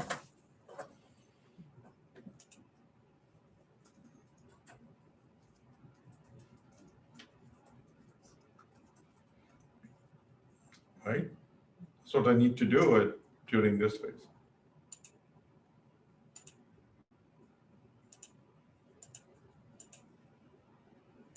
Am I creating any test cases here at this point? I'm not, right? All I'm doing it is just identifying how much effort is going to be, a rough estimate of what it's going to take me to test the whole thing.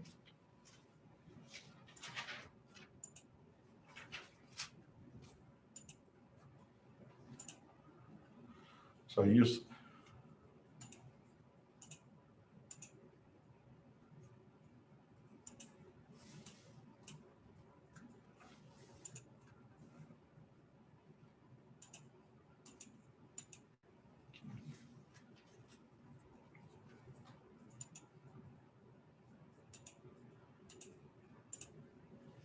anything else I do it in in the analysis phase? Since you're writing the acceptance criteria right there, leave that cucumber too.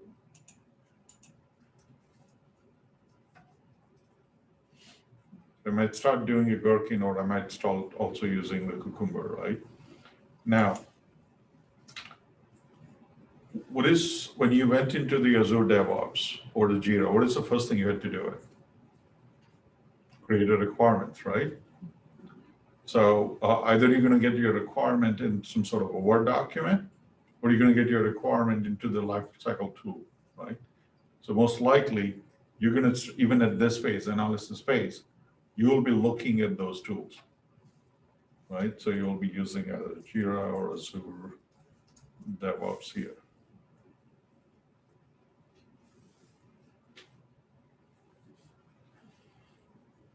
Okay.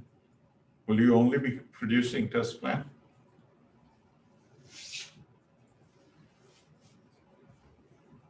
Right, because the estimate and effort is part of the test plan, so it's there. But you will also be doing, right? Because you're creating those Gherkin scripts as what it's going to take you to test those requirements. Okay. Design phase. You update the test plan. You review the design document.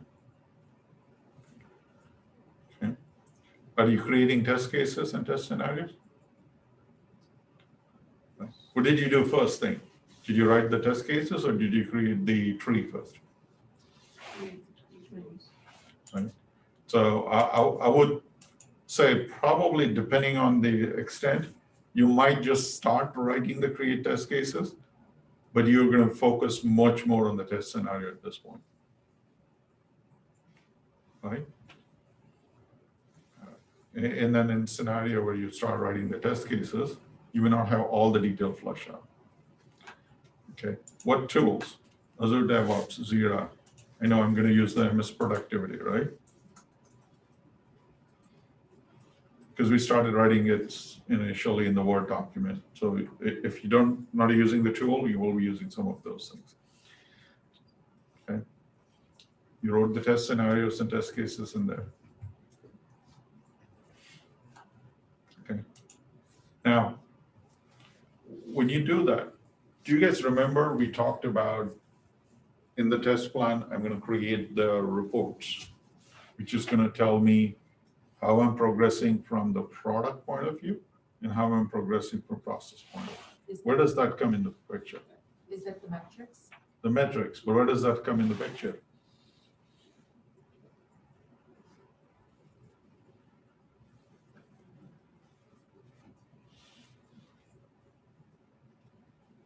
I need to start telling, right? If I just say that, hey, I'm going to write 500 test cases, well, how I'm progressing, right? What is my test velocity, right? For the writing the test cases, because I don't have the software yet. I haven't started executing it. But if I projected I'm going to have 500 test cases, and I wrote only 5 test cases in the design phase, and my implementation phase starts, do you think I'm going to make it? Right? So you need to start thinking about doing the test reporting right here.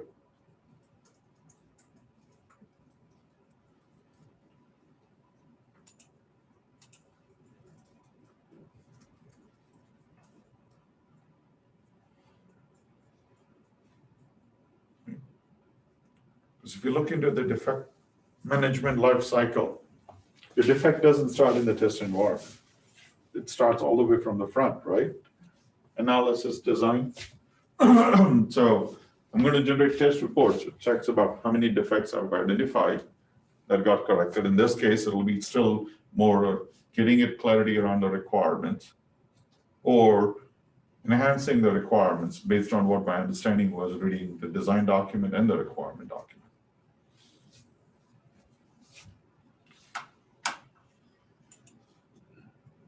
At the design time, do I do anything with the Cucumber or Gherkin or anything? I will, right? like things that Harshal was talking about, taking the Gherkin syntax and start implementing it on the Cucumber side.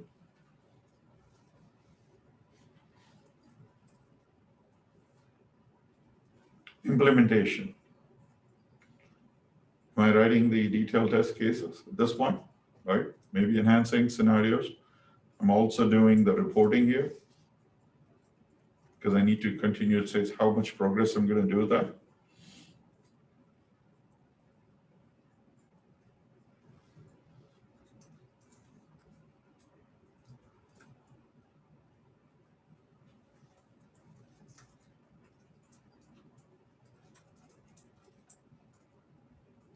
Right? I'm providing all those updated test cases that I created here in this one. If I'm finishing it earlier, then I'll be writing, right? So both.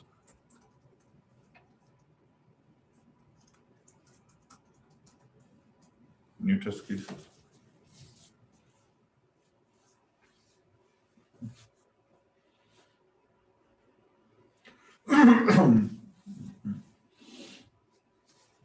Then when I go into testing cycle,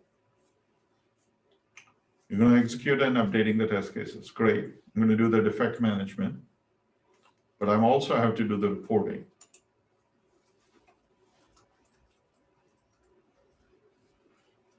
Right?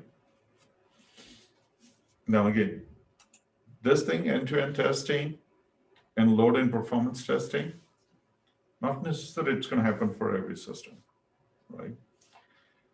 So I'm going to leave it here, but what I would kind of recommend is think about it. You're based on whatever the scope, you define it into the test plan. If it says it needs to be done the load and performance testing, it needs to be done end-to-end testing, I'm assuming you will be writing all those test cases and design all along the way, right? So you should not have to differentiate anything between the end-to-end testing or load and performance testing, right? Those are the phase. Hey, I will be executing those type of test cases also, but you have to do functional test cases, system test cases, integration test cases, as well as all of your regression test cases. Okay. So you did the UFT, Cucumber, Jira, Azure DevOps. For reporting, you may still be able to use MS Productivity. Right. I've been like finished at this much testing, this many defects. Here is the functional testing timeline report. Remember all those things that we talked about as part of the test plan, the reports, it's going to be here.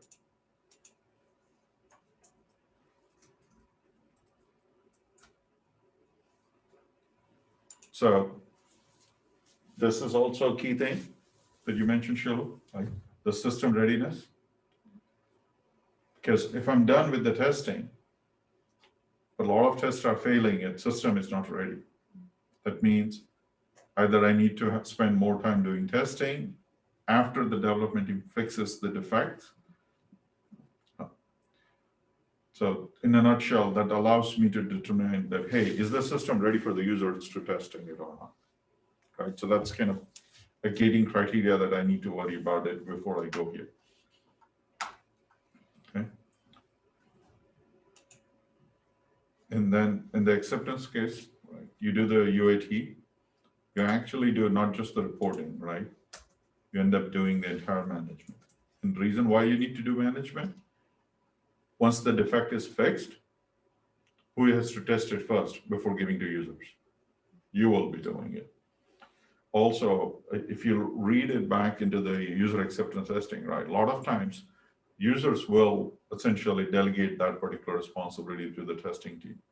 So you may be also be doing it, right? So you may be doing a conduct, right? Or support the UAT testing, depending on whatever the role that they ask you. Also, this is where you will also be providing a test reports. Okay. So you will, in this scenario, you will use this tool, right? Azure DevOps in Jira. The reason being, that's where your defect management is, right? Also, you may still use the MS Productivity for generating the reports. what kind of things in addition to test reports you will be doing here.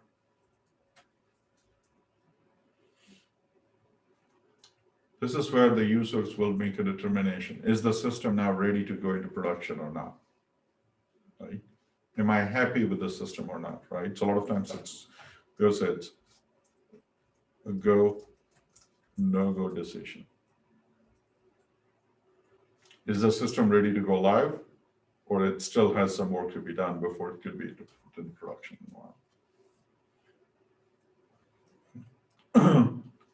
So take a look at it, right? Now, if you look at it, this thing, do you feel that you're a tester only?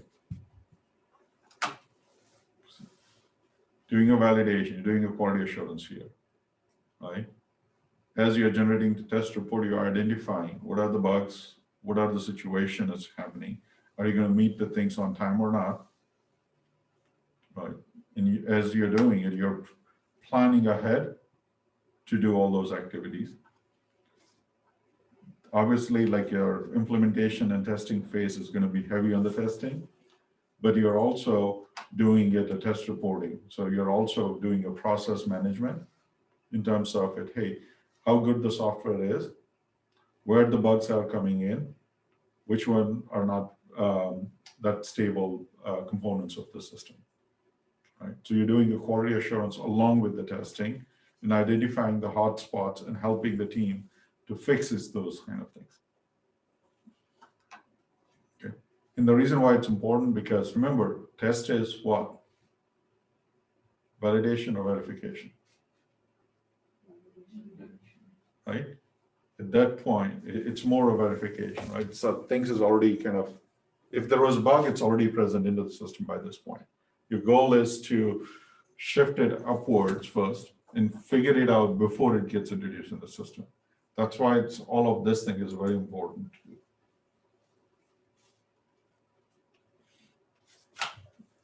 Okay. Look at this artifacts, right? The amount of things that you're producing. Did you guys do all of this?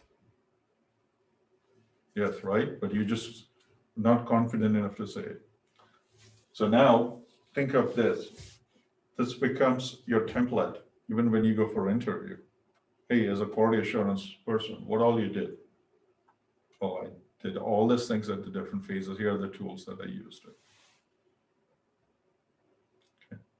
Second question is going to be is when you go through the second sets of project, what all I need to do it? This becomes a good checklist of what are things you need to think about it and doing it.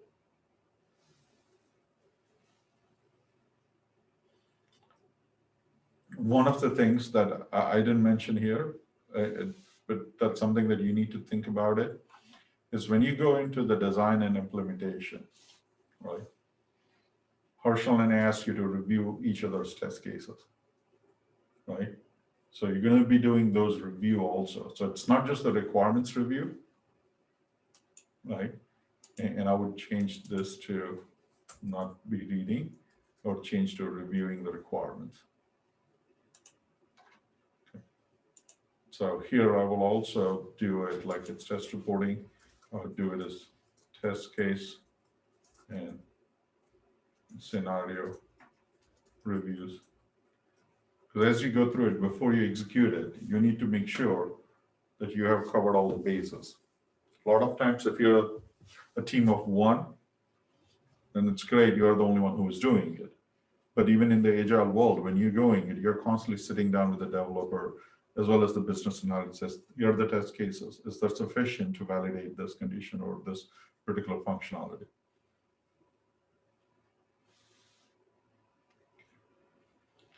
Any question on this thing? Do you guys understand how everything fits in?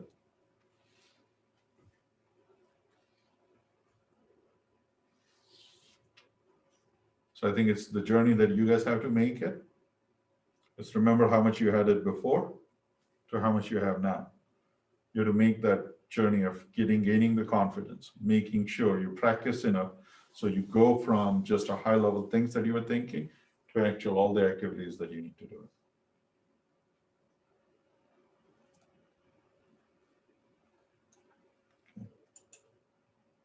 Any questions on this thing?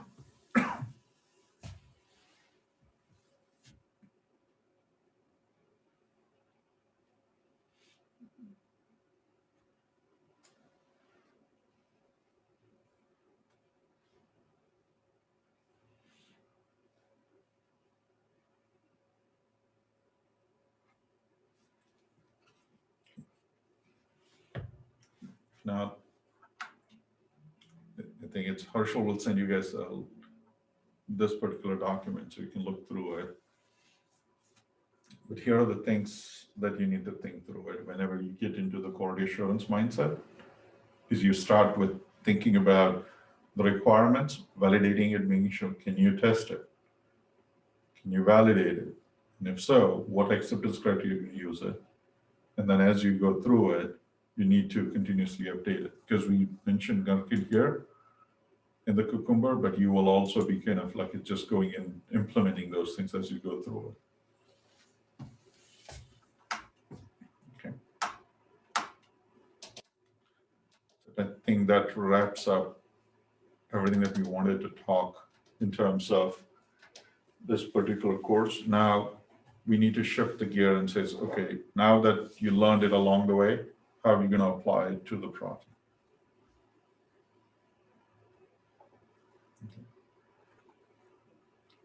Herschel, along with the requirement, Herschel, did you also send out the video link? Yeah, well, for the project, right? Yeah. Yeah. So I strongly encourage between now and next Saturday, spend time, read through it, watch the video, understand it.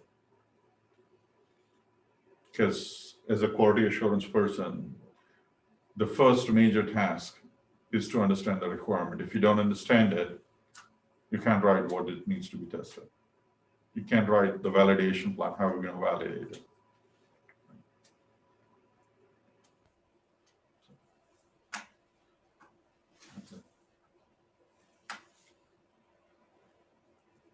So sure, what do you want to do? Or I think you're around 11:45-ish. Yeah. So, I mean, if you guys want to work through, the UFT test case, certainly you can do so here as well. And